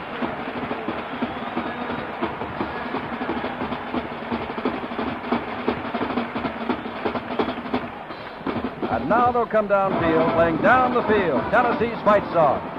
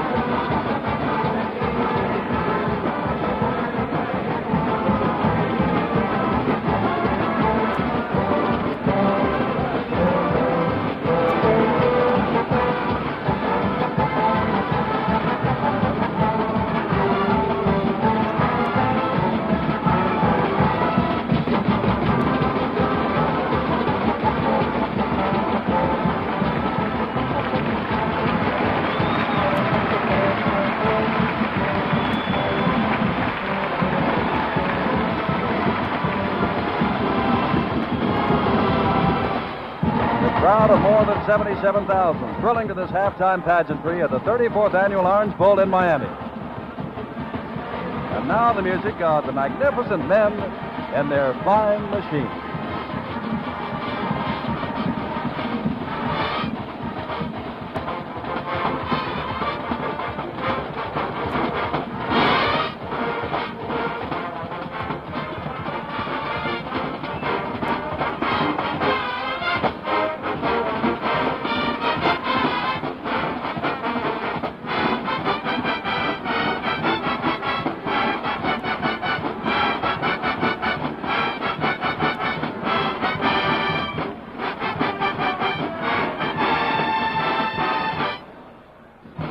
The majorettes are Connie Phillips, Annabelle Agee, Pam Bailey, Mary Lou Allen, Becky Nanny, Rosemary Payne, Kathy Price, Mary Carolyn Roper, Elizabeth Sims, and Elaine White. And the music now to this precision drill is the Trumpet Tune by Purcell.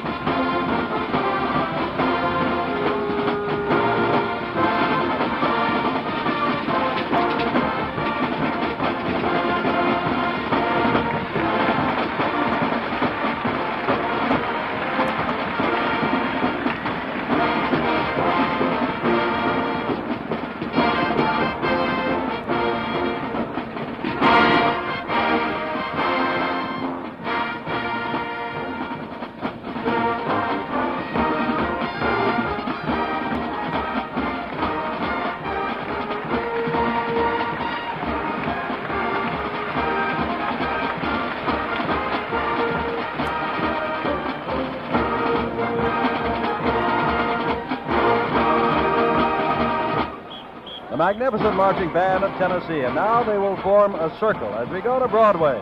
And the Pride of the Southland Band will present a circle drill to the Broadway music of Cabaret.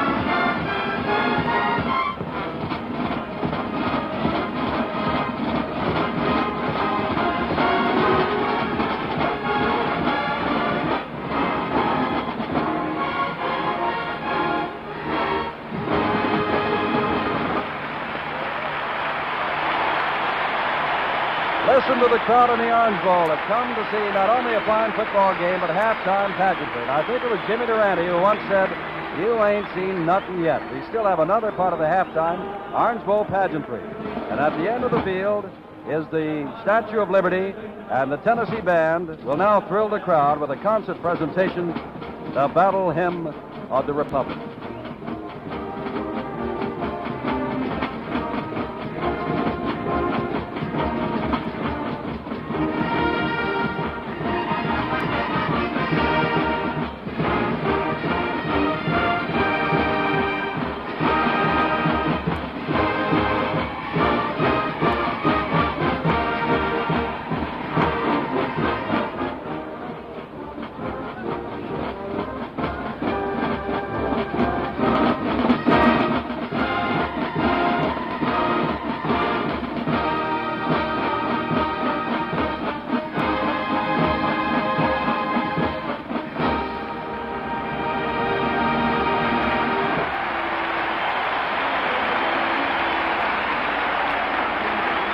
The University of Tennessee Marching Band, directed by Dr. W.J. Julian.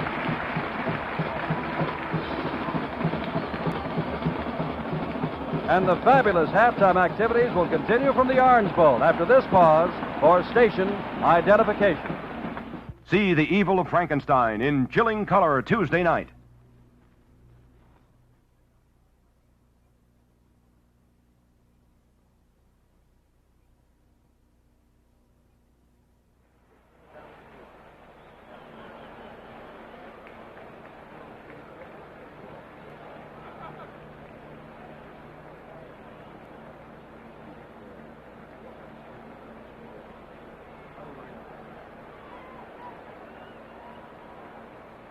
Ladies and gentlemen, the 1968 Orange Bowl halftime pageant, A Day at the Fair. This 1968 Orange Bowl game is brought to you by United Airlines. Fly the friendly skies of United. By the Savings and Loan Association, serving America, where over 43 million people keep their savings. By the people in your town who bottle Coca-Cola. Coke has the taste you never get tired of. By Pontiac and your Pontiac dealers, the people who are having an us versus them comparison sale. And by new super king-size Winston cigarettes. The score at halftime is 19-0 Oklahoma, but the halftime pageant continues with the Orange Bowl presentation. And let's go down to the field for that. Good evening, ladies and gentlemen, and welcome to the Orange Bowl Fair. Here we have rides for you, entertainment for you. We come to the middle, we have the beautiful merry-go-round for just 10 cents. One thin part of $1, you can come and ride the merry-go-round. Around and around it goes. And on either side, you have all the beautiful floats. There are the prize winners. Look at the prize winners come by you. Come on down, the bearded lady. She has the largest beard in the world. And let me call your attention to the east side of the Orange Bowl by the Statue of Liberty. Look at that, risking life and limb as they walk across the wire. Ladies and gentlemen, take a look. Look at them risk their life for you as they go to the wire. And remember, that's only 1/100,000th of an inch. It's all dental floss.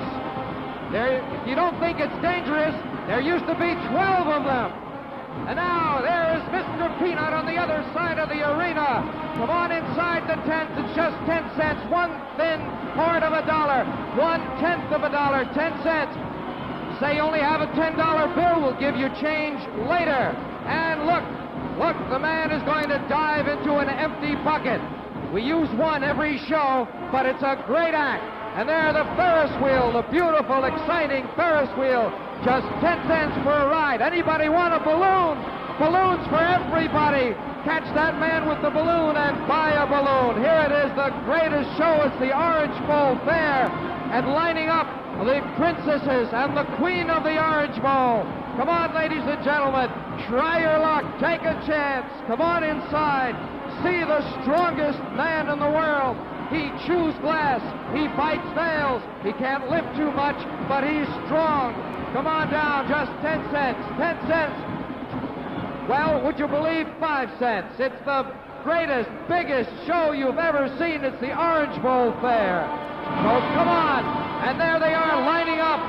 It looks like it's going to be an exciting race between the Queen and the princesses, ladies and gentlemen.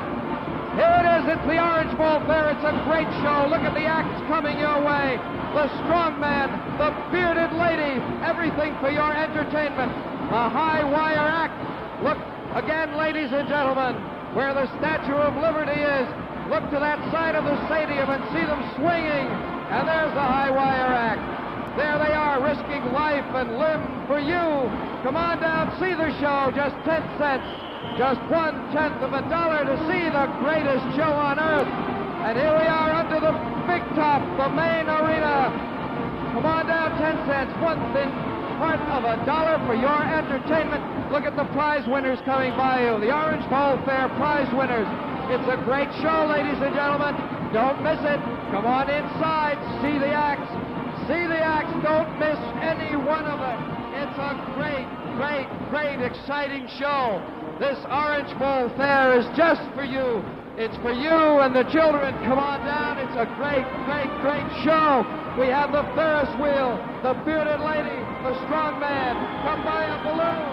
How about testing out some of the prize winners? Hamburgers and turkey and onions. It's a great, great, great show. And here's the race, ladies and gentlemen. It's the Orange Bowl Queen and the princesses. And there they go. It looks like it's the princess. No, it's the queen coming out to the front now, and the princesses as they make the far turn. Here they come down the stretch now. It's the princess on the outside, the queen's on the inside. It looks like it's going to be a tight race, ladies and gentlemen. And the winner, here they are as they come down to the finish line. It looks like the winner is, well, it's pretty close. We may have to wait for a photograph, ladies and gentlemen. We'll just have to wait for a photograph. It's so close.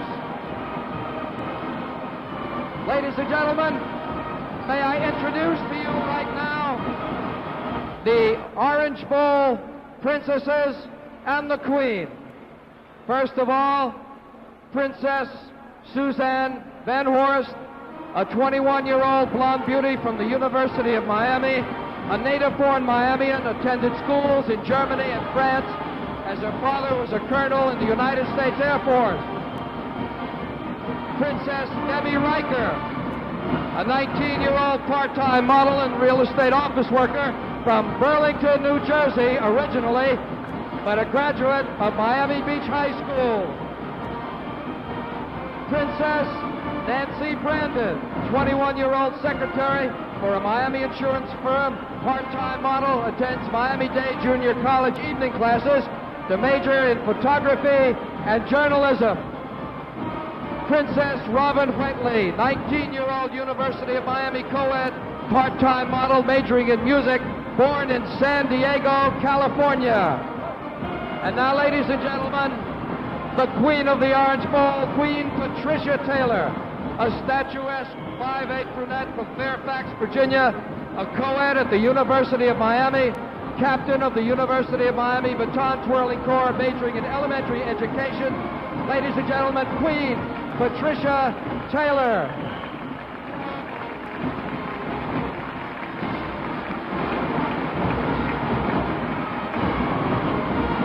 Now you're viewing this beautiful Orange Bowl Fair from wherever you are, way up at night with the lights out. This is it. This is the Orange Bowl Fair. And this is the way it looks at night.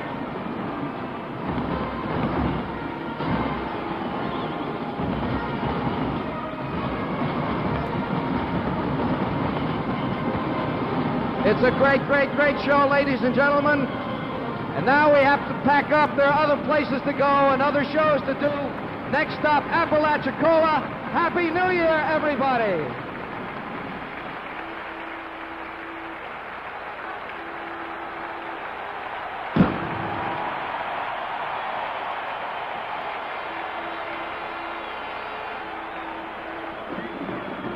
The words I believe you can use, incredible and beautiful, the halftime of this Orange Bowl. The score is Oklahoma 19 and Tennessee nothing.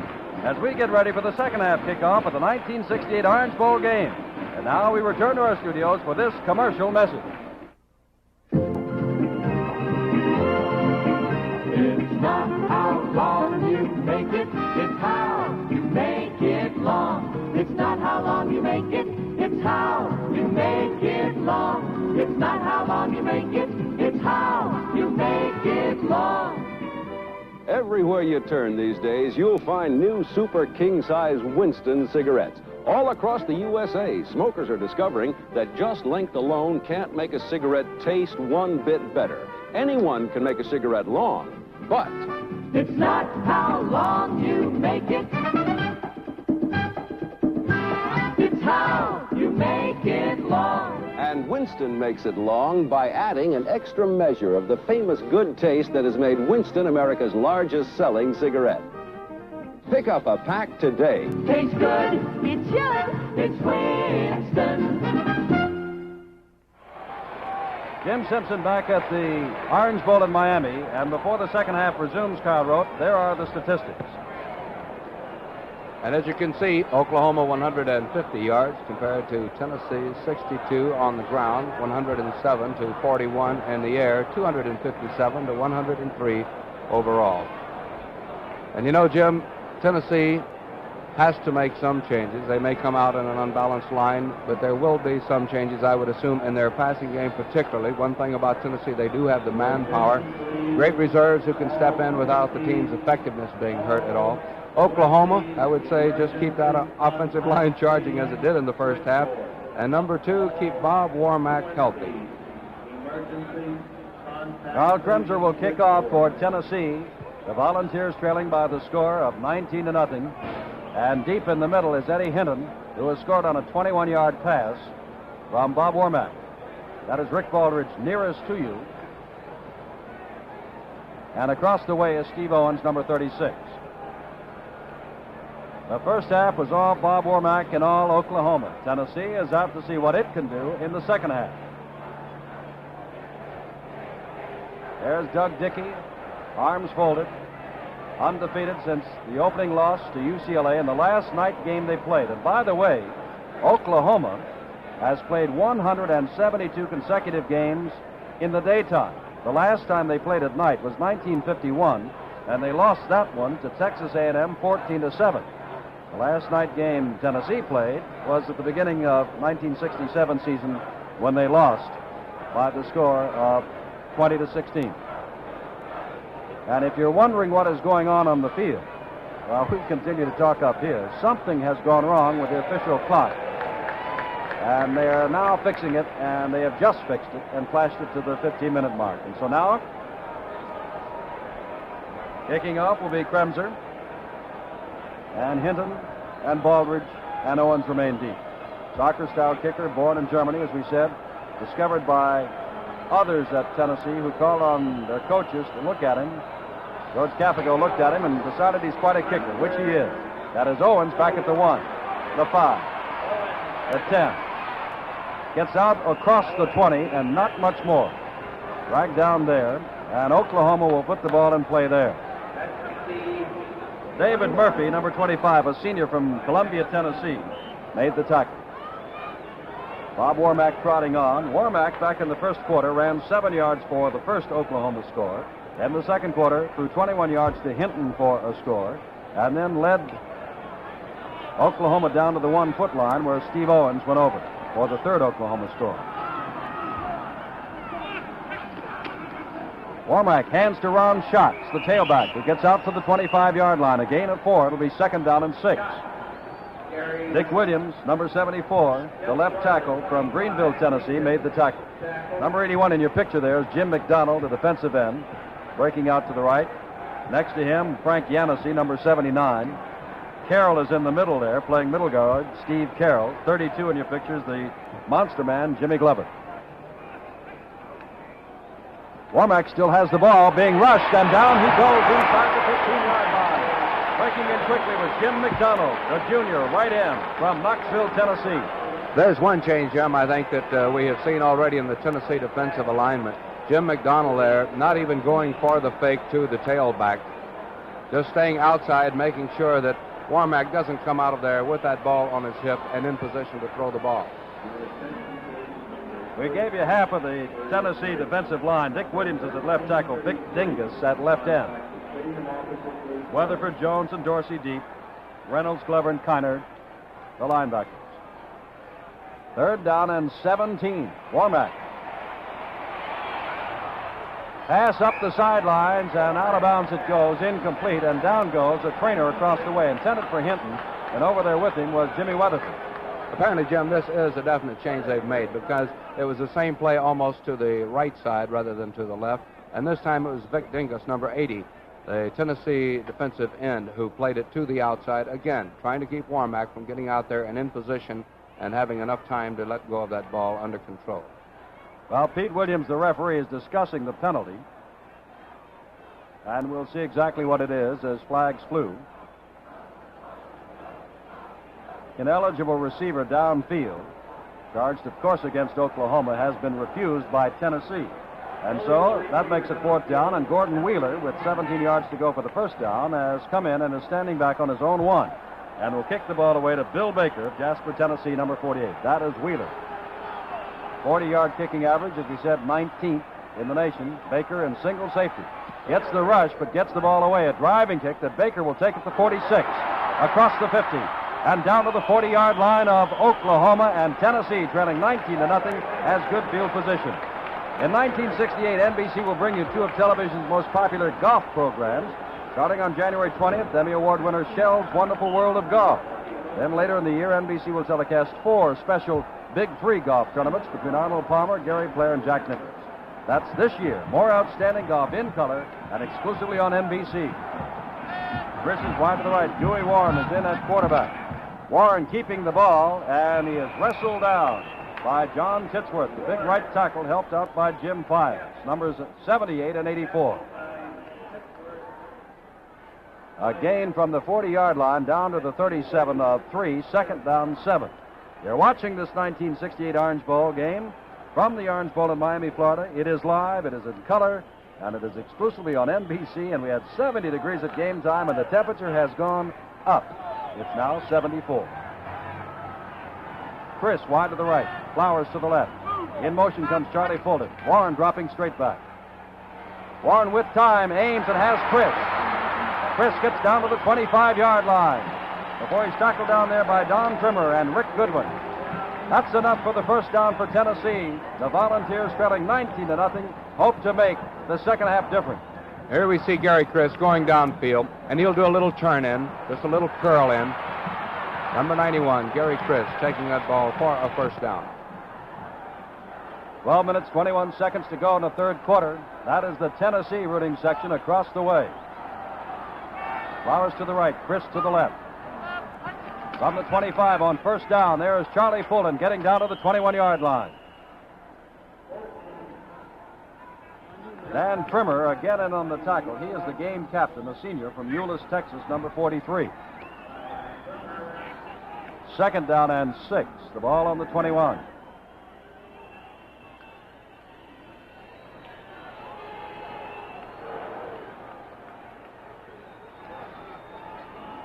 11 minutes, 40 seconds to go. Chris goes out to the left. Flowers, the slot back left. Warren. Little swing pass to Charlie Fulton.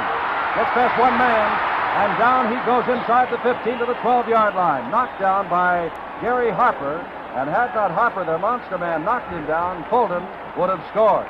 First down, Tennessee.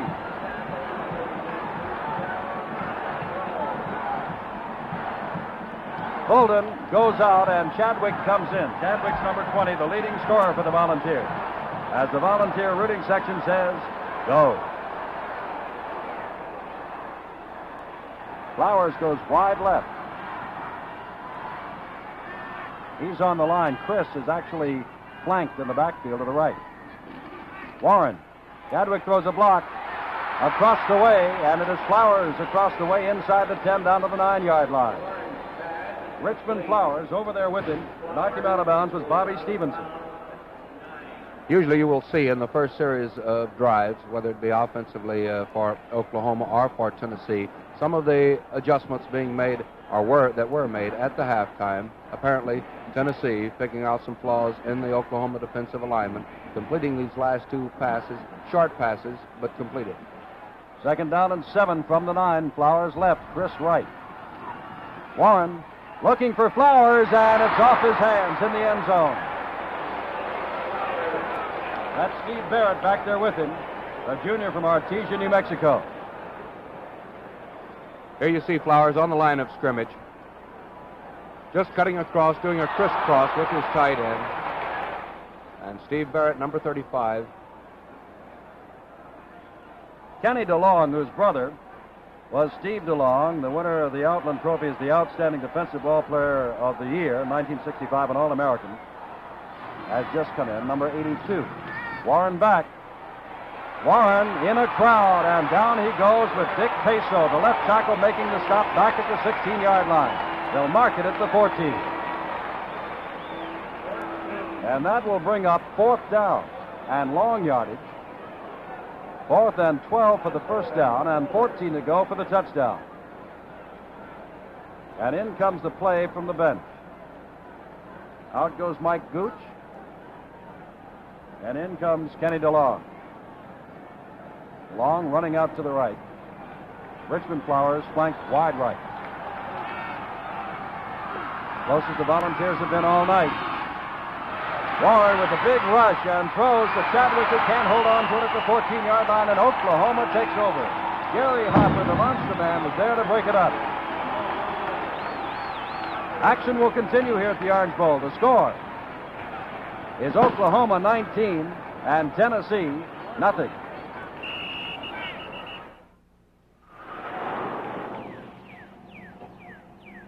Good morning, sir. 7 a.m., right on time.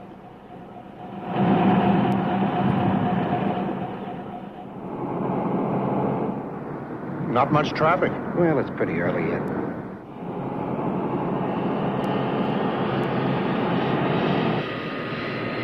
Which airline, gentlemen?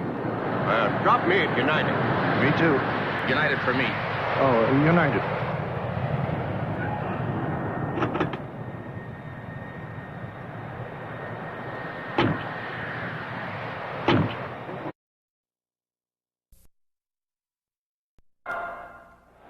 We're in the third quarter in the Orange Bowl. 9 minutes, 56 seconds to go. Oklahoma has taken over on downs on their own 14. First and 10. They lead 19-0. Killingsworth and Hinton come to the left. Cormack 9 for 15 tonight. Cormack with the ball, holding on to it, and gets out near the 18-yard line before he is driven back. Jimmy Weatherford is at the bottom of that pile, number 30, along with Jack Reynolds, number 64. Dewey Warren, 3 for 5, as he led the Volunteers down the field to inside the 10-yard line, but could not take the ball in. A tremendous defensive rush put on by Oklahoma. Killingsworth and Hinton again wide left.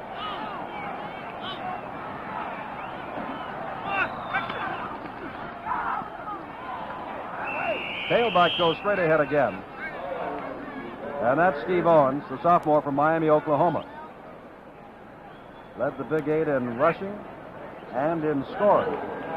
12 touchdowns, 72 points, and he's got one tonight, number 36.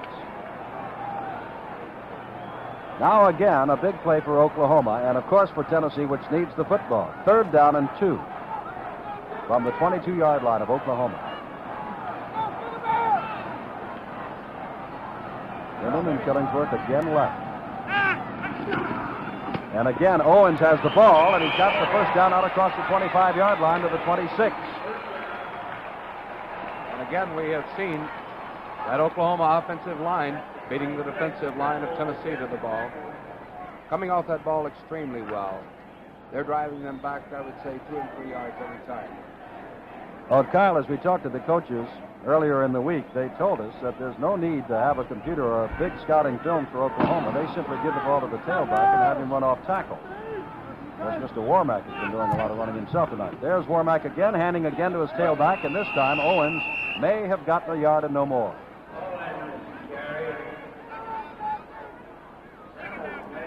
Jack Reynolds, who calls defensive signals, and remember he's a sophomore from Cincinnati, Ohio, has been in on the majority of the tackles tonight, along with Steve Carroll.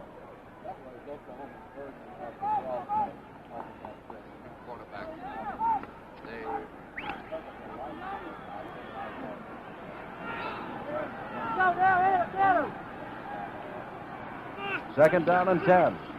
Warmack keeps the ball now, pitches it back to him. He comes around, and he is dragged out of bounds by Vic Tinga, the defensive left end.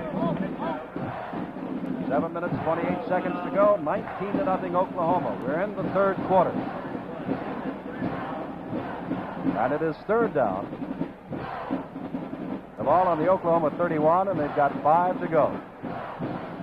We come up again to the 3rd down situation. Last time it was 3rd and 2, and Owens carried for the first down. Now it is 3rd down and 5.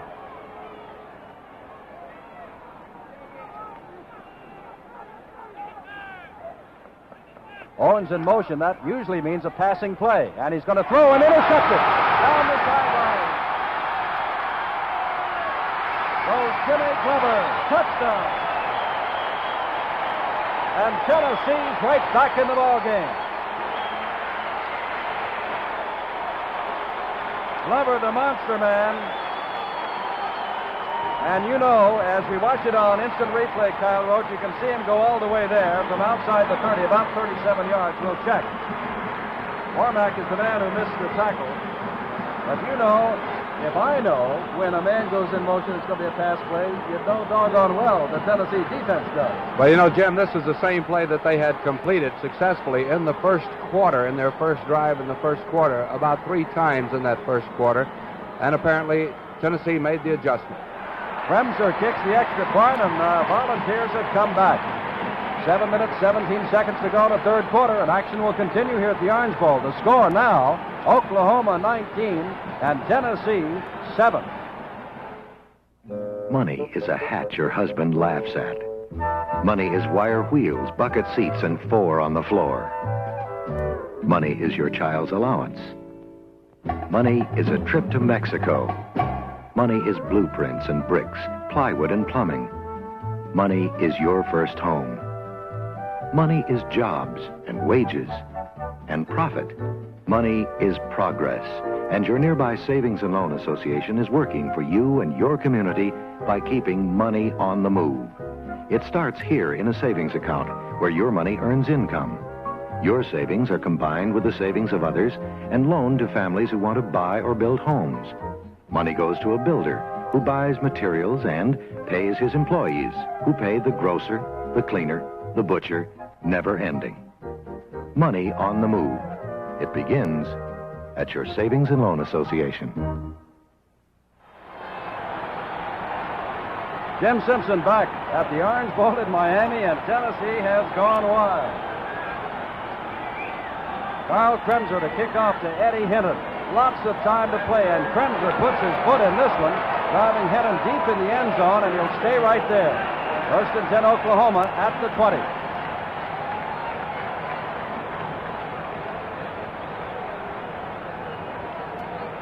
And in situations like this, Kyle Road, as you well know, through your experience in bowl games and in collegiate football, A break such as that can fire up teams like the Volunteers who have appeared to be rather flat thus far. Well, I know the word momentum is overused quite a bit, but there is such a thing, and it appears as though right now Oklahoma is fighting momentum. Tennessee apparently has it. We'll see. Bob Womack again, and is hit, and down he goes after a gain of 3 yards. And there's that number 64 one more time, Jack Reynolds. Sophomore calls defensive signals, makes a bundle of tackles. A gain of 3. It's 2nd down 7. Jim, it's an interesting thing now. Apparently, Tennessee has figured out some of the things that Oklahoma was doing in that first half. We'll see if Oklahoma, in turn, can make new adjustments, as they must. If the other team has them figured out, we'll see what Bob Womack comes with. Zabel now splits to the right, Killingsworth to the left. Womack still has the ball, fires it, intercepted again by Tennessee. And down goes number 30, Jimmy Weatherford.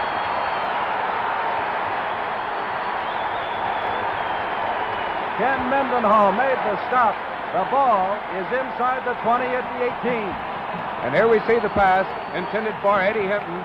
Jim Weatherford stepping in, getting, I think, his 3rd interception of the season. Tennessee with great field position, trailing 19-7, 6.5 minutes to go. Oklahoma scored 19 points in the first half. Tennessee is trying to come back. Richmond Flowers comes out to the right. Dewey Warren hands to his tailback, and down he goes. Granville Liggins made the big play on Charlie Fulton. Liggins, number 66, one of the All-Americans on the Oklahoma team. Tosses him back to the 21-yard line. It'll be 2nd down and 14. And there have been some great comebacks in Orange Bowl history. 1943, Alabama trailed Boston College by 14 points at the half. Came back to win it 37-21. Flowers goes wide left. 2nd down. Tennessee trying to get its offense going. Warren has his man across the middle. Down to the 20 he goes. That is number 82, Kenny DeLong, the brother of the All-American guard. Bruce Stenfruit knocked him down. It's at the 5-yard line, and it's 1st and goal to go. In 1942, Georgia intercepted 6 passes against Texas Christian. Tennessee hasn't done that against Oklahoma yet, but the Volunteers are back in business. Flowers goes wide left. Chris comes to the right. Fulton and Pickens the setbacks. Warren carries the ball, pitches to Fulton. Fulton will block a touchdown.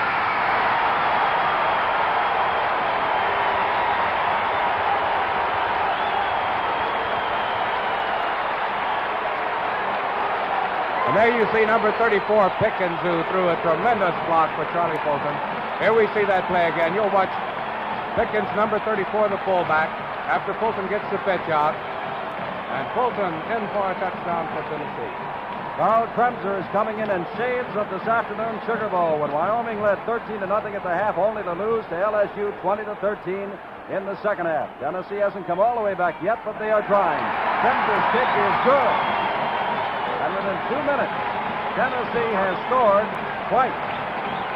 Action will continue here at the Orange Bowl. The score, Oklahoma 19, Tennessee 14. Can we interest you in a nice, simple way to enjoy a bottle of Coca-Cola? First, you find a place like this, on a day when the air is especially crisp. And then find a stream, one that's icy cold. And that's where you place your bottle of Coca-Cola. And when you take your first sip, you'll think it's the most delicious, refreshing bottle of Coke in the whole world. Can't talk you into it, huh? Okay, then. Stay right at home. Drop a few ice cubes into a glass and pour yourself the most delicious refreshment in the whole world.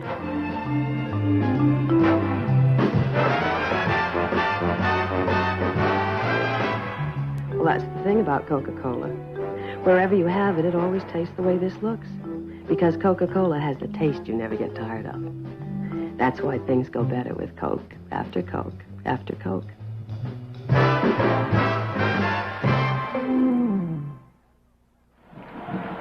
From the frantic Orange Bowl in Miami. Jim Simpson with Kyle Roach. Carl Kremser will kick off and kicks it deep. Not as deep this time as Hinton comes out to the 4 to take it for Oklahoma. Across the 15. And down he goes as he hits to the 22-yard line. Fine tackle there by Jimmy Weatherford as we pause briefly for station identification.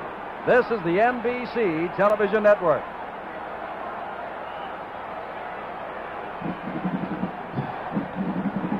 Happy New Year to you from NBC Sports. We are thrilled that as the last of our triple header on New Year's Day, the Sugar Bowl and the Rose Bowl, that we can bring you this kind of color and this kind of football game. From the 22, Warmack hands to Owens as tailback, and he gets to the 25. And look who's getting up again, number 64, Jack Reynolds. Dial, if I said that one time tonight, I've said it 10. Well, it's indicative of the alteration the Tennessee team has made in their defensive alignment, particularly on these just tailback slants off tackle. They fill the gap. 2nd down and 7. Killingsworth goes wide right. Warmack with the ball, running out. Carroll is there. Gets by Carroll, and now Carroll catches up to him. Fumble on the play, and Tennessee recovers. Hold it, they're waving him off the field. The crowd went wild. The officials signaled first down Tennessee, but now they're bringing the ball back and saying, no, sir, it belongs to Oklahoma. Vic Dingus is the man who jumped on the ball, and the ball carrier. It is at the 29, and it will be 3rd down and short yardage, about 3. The whistle had blown the play dead. 19-14, the score. Oklahoma, 4 minutes to go, 3rd quarter. Killingsworth comes out to the left, and this is the game you would expect between a 2nd and a 3rd-ranked team. On 3rd down, into the middle goes Owens. Close to the 1st down. And may have it. 1st down for Oklahoma. The Sooners maintain possession of the ball. Tennessee in bowl games to date has won 5, lost 7. Oklahoma has won 7, including 4 Orange Bowls, and lost 4, including 2 Orange Bowls. Killingsworth to the left. Warmack is 9 for 17 with 2 interceptions, one of which has scored a touchdown, the other has set up a touchdown. This is Owens again for a short yardage. Getting up is Jack Reynolds. As Jack Parr would say, I kid you not. He made another tackle. And again, the Oklahoma line now facing a real challenge. They had it pretty much their own way in that first half. They're getting their mettle tested. Steve Owens, number 36, the tailback for Oklahoma. Ideal size, 195, 6'2", good speed. A record crowd looking on. 2 minutes, 40 seconds to go, 3rd quarter, 19-14 Oklahoma. 2nd down and 7, Warmack throwing, Hinton out of bounds, and he dropped the ball. Over there with him was the All-American cornerback, Albert Dorsey, a senior. And that is Bob Warmack, who had such a great first half with a 7-yard touchdown run, a 21-yard pass to Hinton, a 38-yard run that set up another touchdown. But here in the second half, Jimmy Glover's intercepted and returned 36 yards for a touchdown. Weatherford is intercepted, and Charlie Fulton has scored on 5 yards out. Within 2 minutes and 10 seconds, Tennessee, with its defensive team doing the biggest part of the work, scored twice. 3rd down and long yardage, 7 for Oklahoma from its own 36. And Warmack's going to throw. Warmack throws, and it is incomplete. It's 4th down, and Oklahoma has to kick the ball away. Weatherford over there defending. The ball was intended, I believe, for Killingsworth, the sophomore from Oklahoma City, number 83. Bill Baker, the junior from Jasper, Tennessee, goes back in single safety formation, and Gordon Wheeler is in to do the kicking. Now Tennessee drops a couple of men back in short safety. So 3 men are back. They're not rushing the kicker. Wheeler booms one. Baker has to chase it, takes it over the head, is back to the 6, the 10. running wide and drive down to the 18. And listen to this record crowd at the Orange Bowl. Kyle, they have gone wild. If he could have gotten to the outside, that Tennessee had a complete wall lined up here. Today in the Sugar Bowl, LSU came from behind in the second half to beat Wyoming 20-13. Texas A&M upset Alabama 20-16 in the Cotton Bowl. USC defeated Indiana 14-3 in the Rose Bowl, the number one team. And don't forget, following this Orange Bowl game, to stay tuned for Bowl Day 68 with Pat Hernan. Highlights of all of today's bowl activity. It's been quite something. From their own 17, that is Charlie Fulton in motion. Ball is handed to Richard Pickens, the fullback, and he gets out across the 20 to the 22 before Dick Peso and Don Trimmer make the tackle. Peso they call Pops. He's 25 years old, was in the Army for a couple of years, worked for a little while, and then thought he might be too old to go to college. Finally, he convinced himself that he wasn't, gets B averages in accounting, and he is only a couple of years younger than some of the coaches. I don't know whether you can notice it as much as I do, Jim, or at least if you agree with me, but this Tennessee club is really fired up. They're coming off that ball like they never have in that first half. Second down, 6. Warren with the ball. Flag goes down as Dewey Warren gets to the 25. And defensive holding is going to be charged against Tennessee. And that will drive the Volunteers back. Well, when Warmack was having the great moments in the first half, we gave you his nickname, which is the Worm. Dewey Warren's is Swamp Rat, because he used to have to walk through the swamps around Savannah, Georgia, in order to get to school when he was a kid. The options being explained now to the Oklahoma team. As we pointed out, the initial signal was holding, and I would assume they would want that big chunk of yardage, which they do. So Pete Williams steps it off back to the 11, 11 and a half, and now we'll give you the signal. So it is second down and long yardage to go. 16. A minute and 32 seconds to go. Third quarter. Oklahoma 19, Tennessee 14. So at halftime was Oklahoma 19, Tennessee nothing. Gary Crisp trots out to the left. Chadwick in motion. Warren hands to his wingback. Richmond Flowers has got all the speed in the world, and he's got the first down as he tracks down across the 35. Richmond Flowers, vetted with the virus this week, an Olympic hopeful, an All-American, gives them first down after a second down, 17 run out to the 36. Jim Files made the tackle. And a beautiful inside reverse. Flowers lined up in the halfback position on that play, taking that inside reverse, cutting over his right guard. Gary Crisp comes out to the right with him, the monster man, Gary Harper. Dewey Warren with the ball and falls down after a yard gain. Gary Crisp, number 91 in your picture. Number 12 is Charlie Fulton. Number 34 is Richard Pickens, the fullback. Number 20 coming in now is Walter Chadwick as Fulton trots out. 33 seconds left in the third quarter.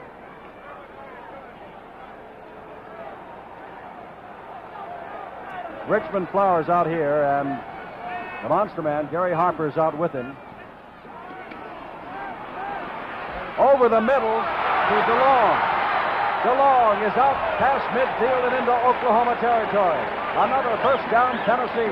9 seconds to go in the third quarter, and not another play will be gotten off. 1 second. That's it. That's the end of the third quarter in this exciting 1968 Orange Bowl game. The score, Oklahoma 19, Tennessee 14. Recognize him? The great American car shopper. You know what he's doing? He's comparing our Pontiac Catalina to the so-called low-priced cars. Because right now, Pontiac dealers are having a comparison sale. He's comparing the track. Wider. That's wider. It's wide track. He's comparing the engine. Bigger. Oh, it's bigger. Bigger. Now he's comparing the wheelbase. It is longer. It is longer. Wait till he finds out how little it costs. Well, He found out. Us comparison shoppers made Pontiac everything it is today. Now, wait till he finds out us is having a sale. We pause now for station identification. See the premiere of Shell's Wonderful World of Golf, Saturday, January 20th.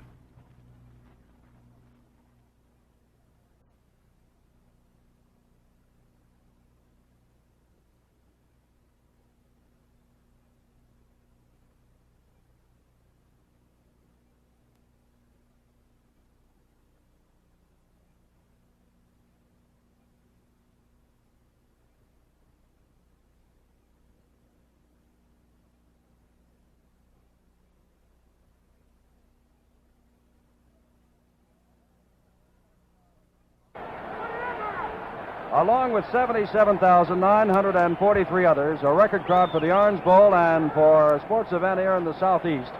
This is Jim Simpson with Kyle Rote, and we have 15 minutes of play left.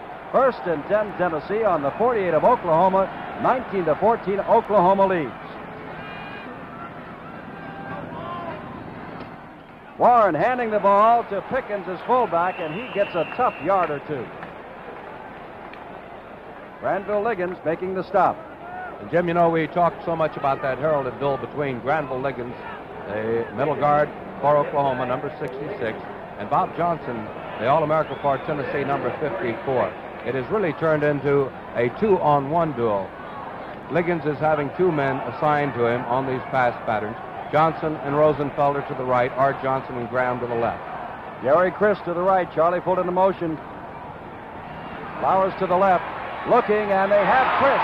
Chris gets away from one man and another. And inside the 30, he goes to the 28-yard line of Oklahoma. Gary Chris, number 91, a sophomore from Oliver Springs, Tennessee. And there was talk today of Terry Dalton, a junior, starting ahead of Chris. But Gary has earned his keep with that one. And Granville Liggins dropped off the line to make the stop. First down. And now Tennessee is going to call timeout. Charlie Fulton is going to the sidelines, and so is Dewey Warren. And so is Gary Chris. Warren is 9 for 17 now with 2 interceptions. 2 interceptions also for Bob Womack. Well, as we take a deep breath and Dewey Warren talks to Doug Dickey, his coach, we'll remind you that besides this New Year's Day tripleheader, we'll telecast 2 other outstanding postseason games. Next Saturday, and that's January 6th. Remember, this is 1968. Starting at 2 o'clock Eastern Standard Time, the Senior Bowl from Mobile, Alabama, with the top players from the North against the best of the South. Then on Sunday, January 21st, starting at 1:30 Eastern Standard Time, the American Football League All-Star Game. The top AFL Eastern Division players against the best of the West. 2 more outstanding postseason games in color and exclusively on NBC. Across the way, Dewey Warren talking with Doug Dickey. 13 minutes, 52 seconds to go. Kyle Rote. And with enough time to not make it critical right now, we might point out something that might be of interest to the ladies watching it, since they sometimes wonder about costumes and what have you. Some of the jerseys out here tonight have stripes on them, some do not. Those that do not, particularly for the Oklahoma team, are the tearaway jerseys that the fellows go in and change at the half, that will tear away so loose. That's one of the reasons why some of the boys will have stripes on their uniform on the same team and some will not. Fashion commentary by Kyle Rote. DeLong to the left, Flowers to the right. Warren has his instructions and has a first down.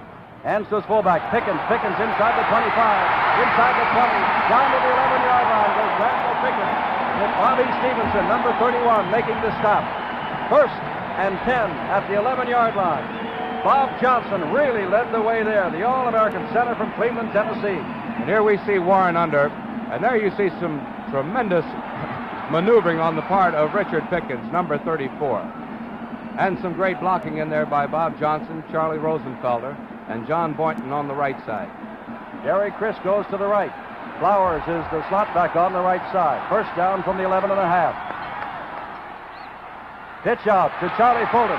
Fulton fakes the pass and is dragged out of bounds by number 81, John Kohler, the defensive left end from Burke Burnett, Texas, the senior. stops the clock with 13 minutes and 7 seconds to go. The ball is on the 10, second down 9.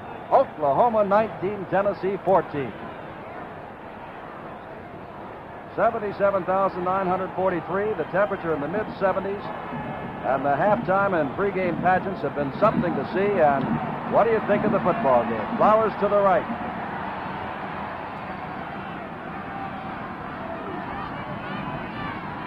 Warren hands again to his fullback, and Pickens gets maybe a yard inside the 10 down to the 9. That's John Titsworth, number 78, getting up. A junior, 6'3", 215. Third down, and about 8 to go for a touchdown, and 6 to go for the first down.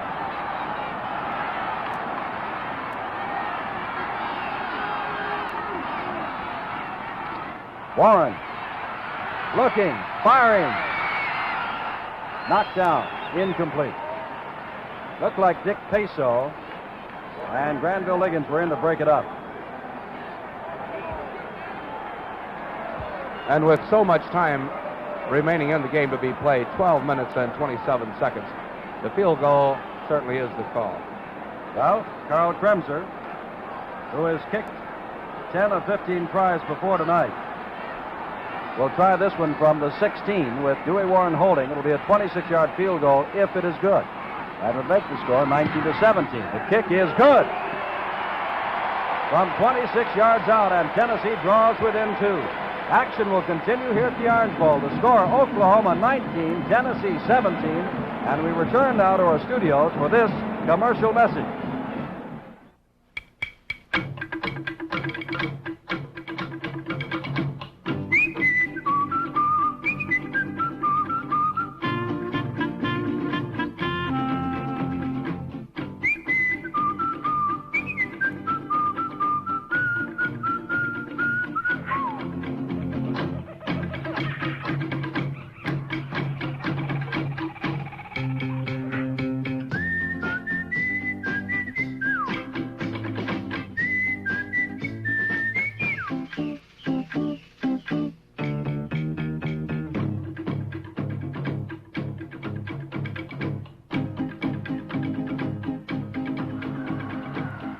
I'd walk a mile for a camel.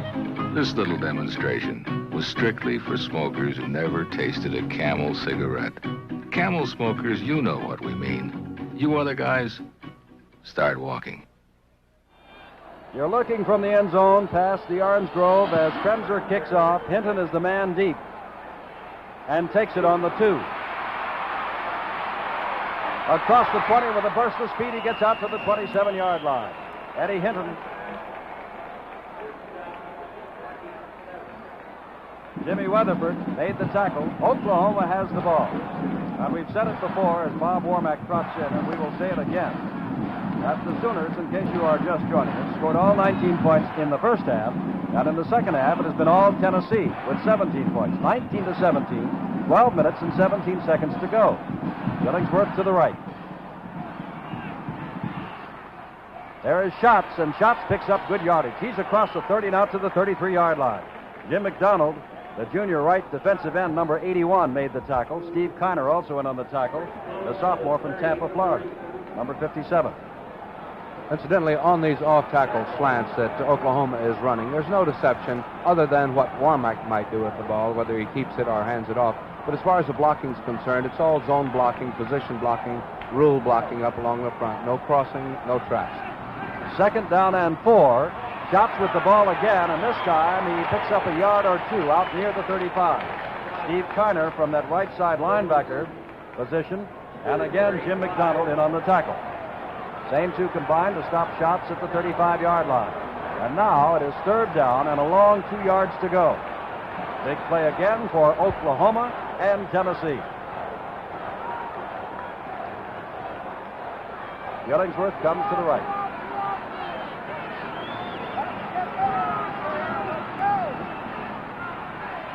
Warmack keeping the ball, being pursued, and wrestled down shy of the first down. Over there was Vic Dingus, along with Jack Reynolds, but it was Dingus of Kingsport, Tennessee, number 80, who made the tackle. 4th down, and Oklahoma will have to kick the ball away unless it chooses to gamble, which I doubt. Because already Gordon Wheeler has come in to do the kicking. There's the 4th down marker, and that's how far they've got to go for the 1st down.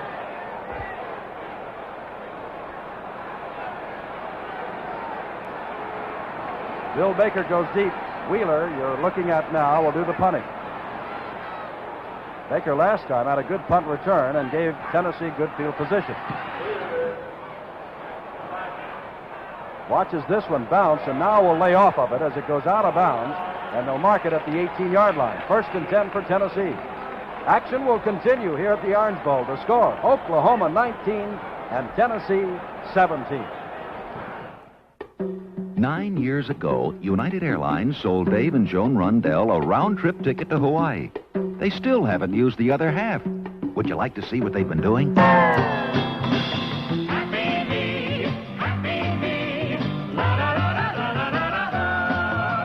Everybody knows I got a happy life.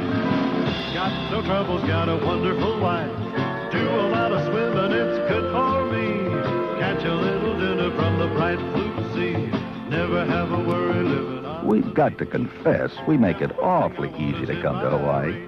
You can charge your airfare with a United credit card, and most of the other things, too.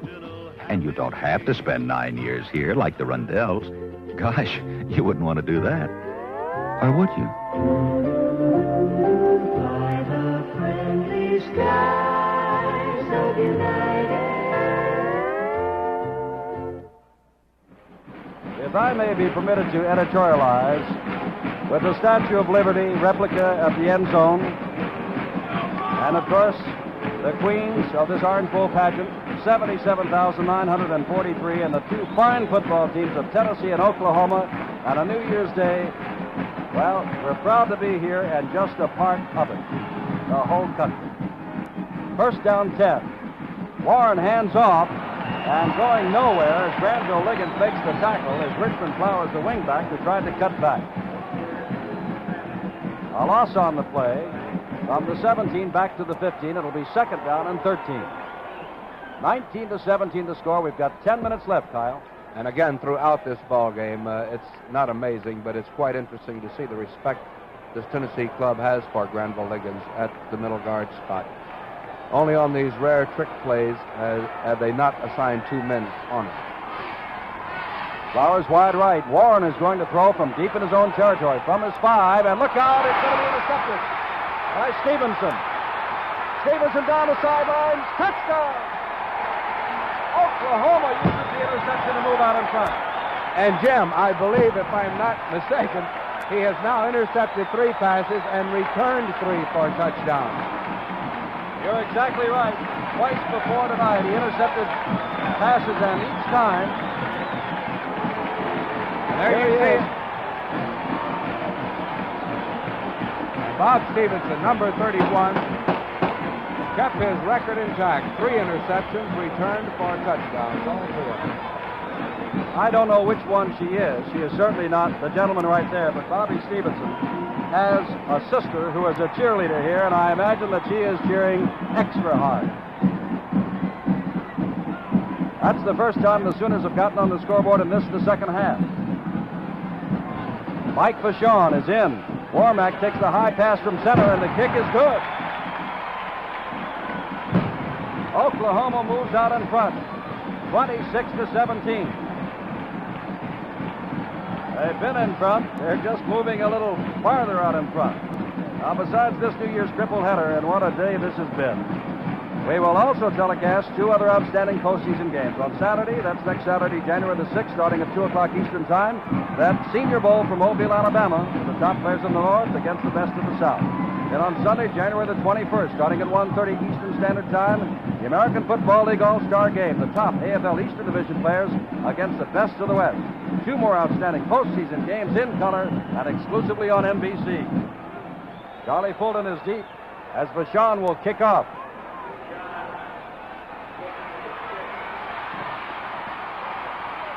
Fulton gets back across the 20, out to the 23-yard line, where he's contained there by number 60, Bill Efstrom of Oklahoma. Well, Jim, there's no doubt that Tennessee had the momentum going for them up until that interception. Be quite a test of them right now to see if they can regain it and get back in this ball game, trailing now by 9 points. Tennessee, Cagle has come in on defense for Oklahoma. Chadwick has the ball and gets out across the 30 to the 31-yard line. John Titswip makes the tackle along with Granville Liggins. There we see Liggins, a good shot of it. Look how he met that blocker and still held on to the tackle.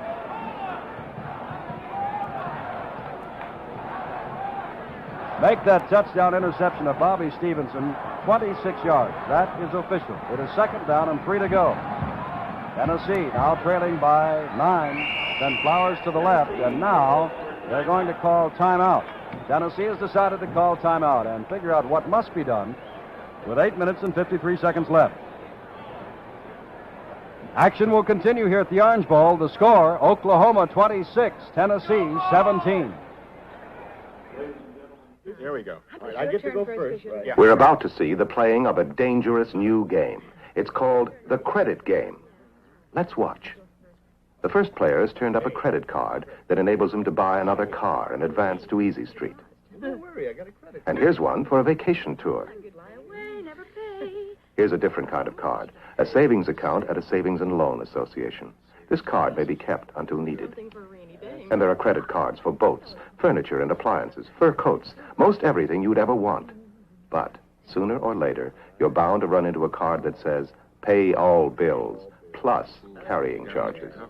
If you've saved at a savings and loan association, you're still in good shape. If you haven't saved, the game can be disastrous. In real life, too, the abuse of credit is a dangerous game. To win, you need a savings account at your nearby savings and loan association. Saving makes the difference. We're not picking on just any pretty girl. Wave, if you will, Vivian. That is Vivian Stevenson, whose brother Bobby Stevenson just returned that intercepted pass for 26 yards in the score. And she's quite proud. Tennessee has the ball now, second down and 3 to go from the 30. Oklahoma band plays. Warren with the ball on his hip, setting up and throwing long to Richmond Flowers, who has it at the 48. Down to the 46-yard line goes Richmond Flowers, with Bobby Stevenson making the tackle. Tennessee, Kyle, comes right back. And Dewey Warren with some beautiful faking in that backfield, faking to both of his backs.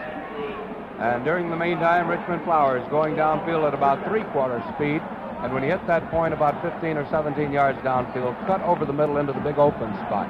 A beautiful faking by Dewey Warren that set that play up. Gary Chris trots out to the right. Richmond Flowers comes wide left at the bottom of your screen. First down from the 46. Charlie Fulton with the ball back to the line of scrimmage. A nice bit of movement by Charlie Fulton to get down to the 42. That's Rick Goodwin, 52, and Jim Files, 84, who made the tackle. And again, the man that made him make that maneuver, Granville Liggins, number 66. What a ball game he's playing. Second down and 7. Again, Chris left, Flowers right. 7 minutes, 45 seconds to go. 26-17, Oklahoma. There goes the tailback. Walter Chadwick, who's coming to the ball game across the 40 down to the 37. He is shy by a couple of yards that first down. Dick Peso made the stop. And we talked about how similar these two clubs were at the beginning of the ball game, and there you see it again. The identical play that Oklahoma had been running so much during the ball game. The tailback slant off tackle. Richmond Flowers has caught 4 passes for a total of 68 yards. Third down and 3. Flowers to the left. In motion comes Walter Chadwick, and Warren drops back. Looking, ball is off the hands of everybody, intended for Flowers on the far sideline. He was double-teamed by Gary Harper and Rick Goodwin, and also over there was Kenny DeLong, number 82. They had 2 receivers, Kyle, in the same spot. And a good assist to John Kohler, number 81, the big defensive end for Oklahoma, who made Warren throw that ball a little high. He had his arms outstretched as they came in, rushing the passer on the play. Fourth down and 3. Charlie Fulton has come in with a play. Tennessee needs points. They're running out of time. 7 minutes and 2 seconds left. So on fourth down, they'll go for it. Fulton in motion. Warren will throw. Getting a rush over the center, has the first down to DeLong. Inside the 30, down to the 27-yard line. Kenny DeLong and Gene Cagle, a safety man, and Don Trimmer, the senior right side linebacker, made the stop. Cagle is playing because on Stevenson's touchdown interception, Barrett, who was injured in practice earlier, was injured again in the ankle. He's their top safety man. Ball on the 27-yard line. First down, Tennessee. Flowers goes to the right, Chris to the left. 6.5 minutes left. Oklahoma leading by 9. Pickens, the fullback, inside the 25 and down to the 22. That is Goodwin getting up after the stop. Long yardage. It'll be second down and 4 after the 6-yard pickup. Make that 2nd and 5. You know, they talk about a team being able to pick up the key third down. I don't guess there's any doubt that a 4th down is a key down. Chris is to the left, and now there's some confusion. And Oklahoma is jumping around because Dick Peso did not feel that he should be in there. Number 79 is coming off now, and they're rushing in. Number 55 of Oklahoma, Larry Crutchman, a senior. Well, those two gentlemen there may look to you as though they're simply onlookers, but the man seated is Ernie Seiler, waving at us. The first Orange Bowl game back in 1933, this gentleman helped put on. He is still the executive director of the Orange Bowl committee, and Dan McNamara there is his assistant. And what a pageant and what a ball game they have put on. There is Dick Peso, the junior from Newton, Massachusetts, who's come off to the side.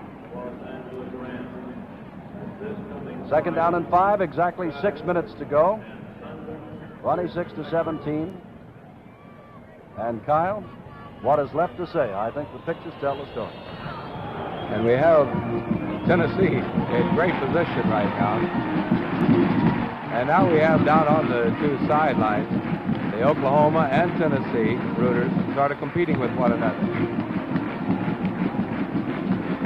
The music you probably hear most of is Boomer Sooner. Time will be back in. The ball on the 22-yard line. Second down and 5 to go for Tennessee. As you look across the way now at Tennessee. Nope, this is Oklahoma on this side. In any event, it is second down and 5. Warren looking to run with the ball. Does. Keeping his balance. The first down to the 12-yard line goes Dewey Warren. And hurt is Granville Liggins up on the 22. Liggins, the All-American, holding on to his knee. Now remember, not only is he an All-American, but Oklahoma has never lost a regular for any game this year. Liggins, of course, has played most of this game, but in the closing 5 minutes and 51 seconds, this is where you need your All-American on defense. It will be a first down for Tennessee. Liggins holding on to that knee, and now the trainer working over him, and Tennessee standing around. 5 minutes, 51 seconds to go.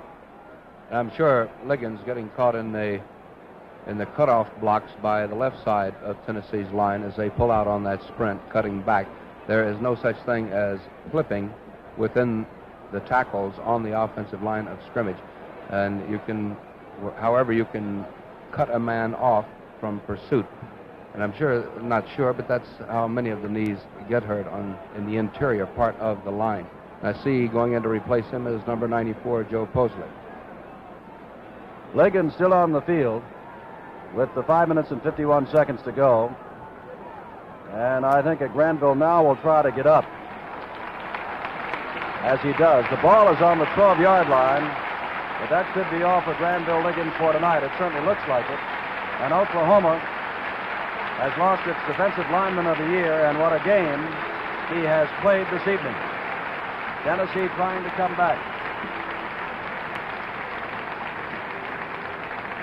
Rick Goodwin trotting back on the field as Liggins comes off.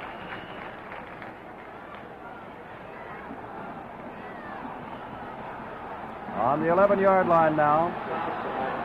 Chris comes out to the left. First down. Warren pitching back as his man Chadwick, who gets down to the 6-yard line. A pickup of 6. It'll be second down and 4.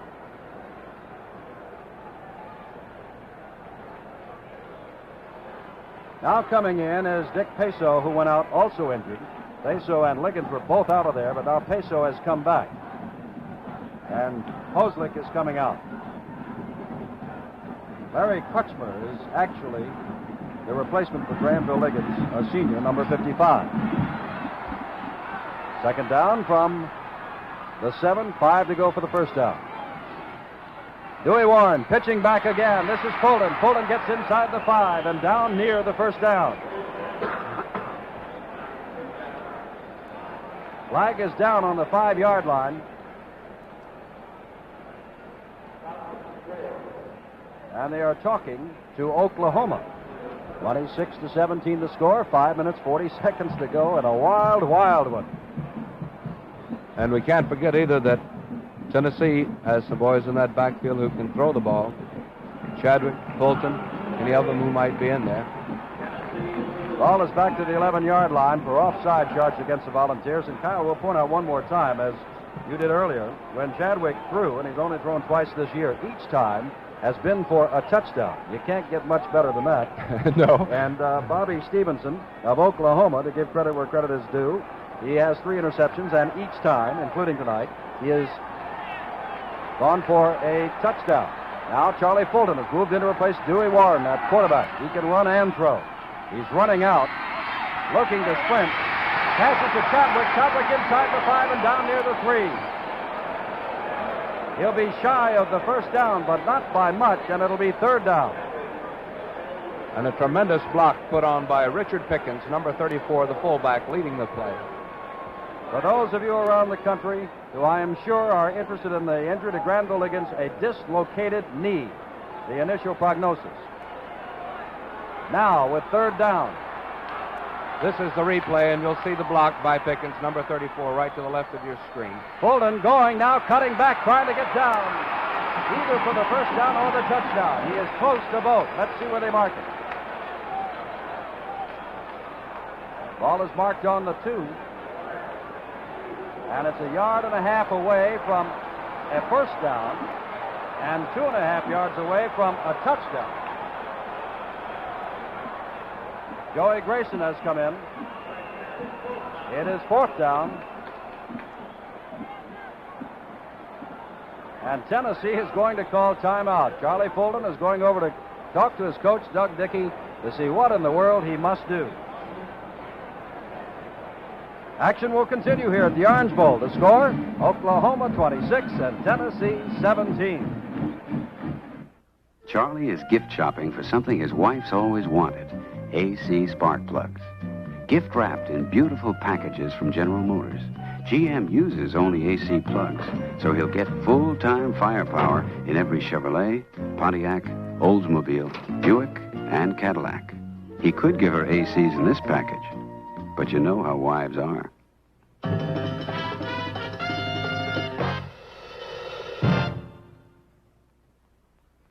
You all know what this is? An AC oil filter for your car. And you know what's inside it? More than 12 feet of the finest filtered material ever invented. Acron. You know what an AC oil filter does, don't you? It filters the dust and the grime and the dirt out of your engine oil. It'll give you thousands and thousands of gallons of clean oil before you have to change it. Now, that's worth bragging about. Ain't it?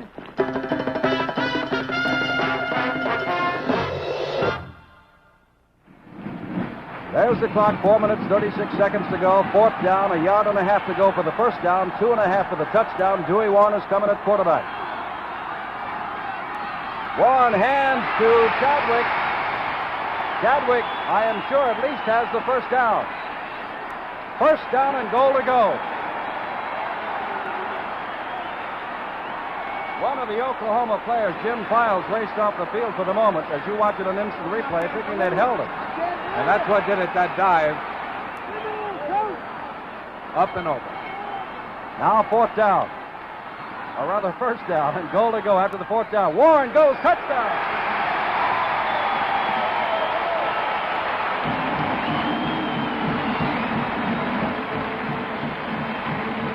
And we might point out there's no percentage in going for the 2-point extra point now. They trail by 3. 2 wouldn't help them any more than 1.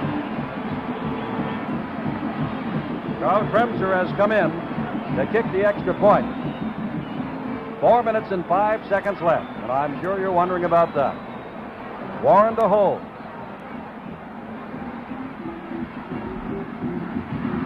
Kremser's kick is good.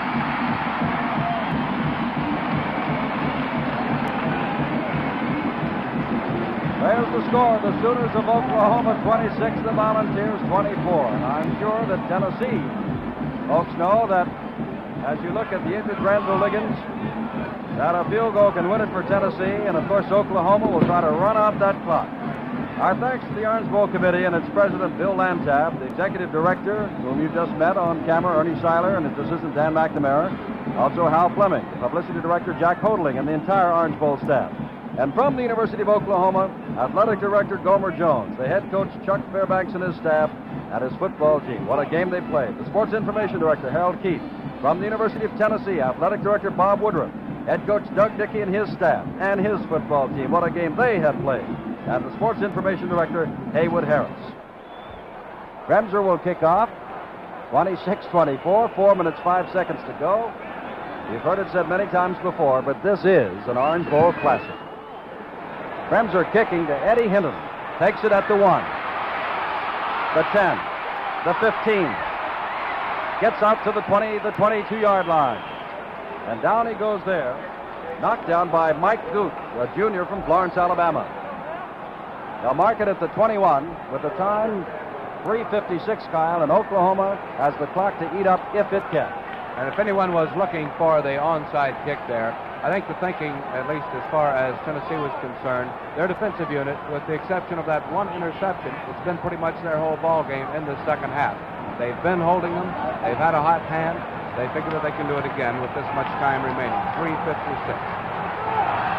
Oklahoma has never been behind and would not want to fall behind now. And look at Steve Owens. First down out across the 30 to the 33. Oklahoma continues to use its tailbacks, Ron Schatz and Steve Owens. Now, because we may have to leave the air in a hurry, we'll tell you that Bob Womack scored on a 7-yard run in the first quarter, threw 21 yards to Eddie Hinton in the second quarter. Steve Owens scored a touchdown from 1 foot out in the second quarter, and it was 19-0 at halftime. We'll give you the second half action in a moment. Killingsworth to the right. Sable to the left. Again, it is Owens, and this time it gets across the 35 and to the 36. In this wild and woolly second half, Jimmy Glover of Tennessee put the Volunteers on the scoreboard for the first time with a 36-yard pass interception returned for a touchdown. Later, Charlie Fulton, just 2 minutes later, set up by Weatherford's interception, scored from 5 yards out, made it 19-14. And then Kremser kicked a field goal of 26 yards to make it 19-17. Bobby Stevenson returned a interception for 26 yards to make it 26-17, and Warren has just scored for Tennessee as Owens carries the ball again. And here we are, all 77,943 of us, with 2 minutes and 40 seconds to go, and it's 26-24. And Tennessee obviously has tightened up its defensive unit. They figure that Oklahoma will not put the ball in the air. However, at this point, it looks as though Oklahoma will have to. Our statistician today, Jim Davis. Our spotters from Oklahoma, Dave Terrell, and to Tennessee, Gus Manning. And gentlemen, for the remaining 2 minutes and 20 seconds, good luck to the both of you. Owens goes again, out near the first down. They'll have to measure. Or perhaps they can tell it is not, but they're going to call for time. 2 minutes and 9 seconds to go. They are saying that he did not get the first down. At least that's the initial indication. Bob Kalsu, the All-American strong side tackle from Del City, Oklahoma, is standing there, number 77, and he would like it measured. From our vantage point, Jim, it would look to be about, a half a foot. But you're close. That's we're in the wrong vantage point. But it is still short. Now it is fourth down. Oklahoma has the 2-point lead. Gordon Wheeler, the punter, is still on the sidelines. On fourth down and inches to go in Oklahoma territory, apparently Chuck Fairbanks has given them the go-ahead to try for it. Hinton in motion. Owens with the ball, and I don't know whether or not he got it. Chuck Fairbanks took a whale of a gamble, and they're going to measure. Now they say, no, sir. First down, Tennessee.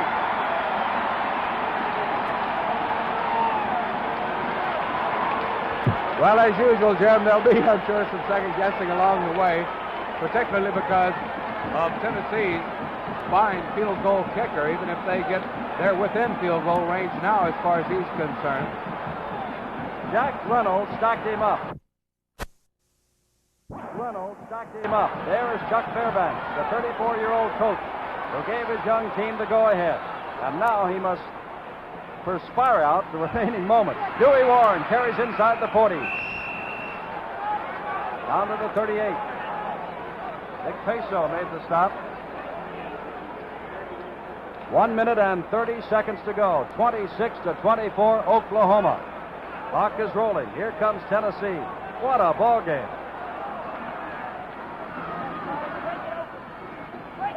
Warren hands to Fulton, and down he goes with Crutchmer. Crutchmer, the senior from Oklahoma, replacing the injured Granville Liggins, number 55, made the tackle. Clock is still rolling. Our production stage manager has been James O'Gorman, and our thanks to him. The ball is at the 39. Third down, 7. Tennessee not calling time. 55 seconds to go. In motion comes Chadwick. Warren with the ball. Setting up, lots of time.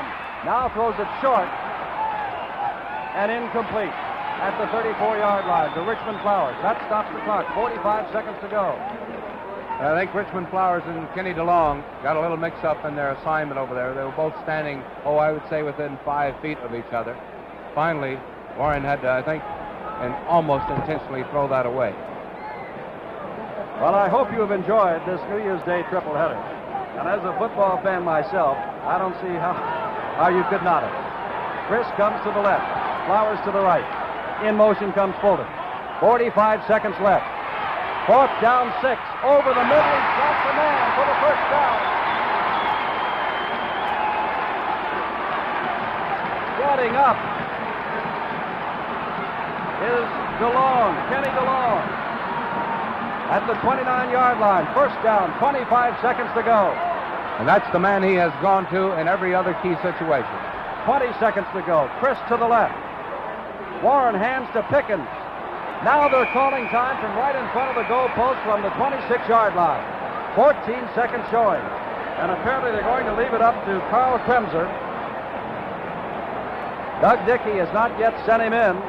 The Tennessee team looking to the bench. Here he comes. Kremser never kicked a football before February of this year. And against LSU, with 1 minute to go, he kicked one of 43 yards to beat LSU 17-14. LSU went on to be victorious in the Sugar Bowl.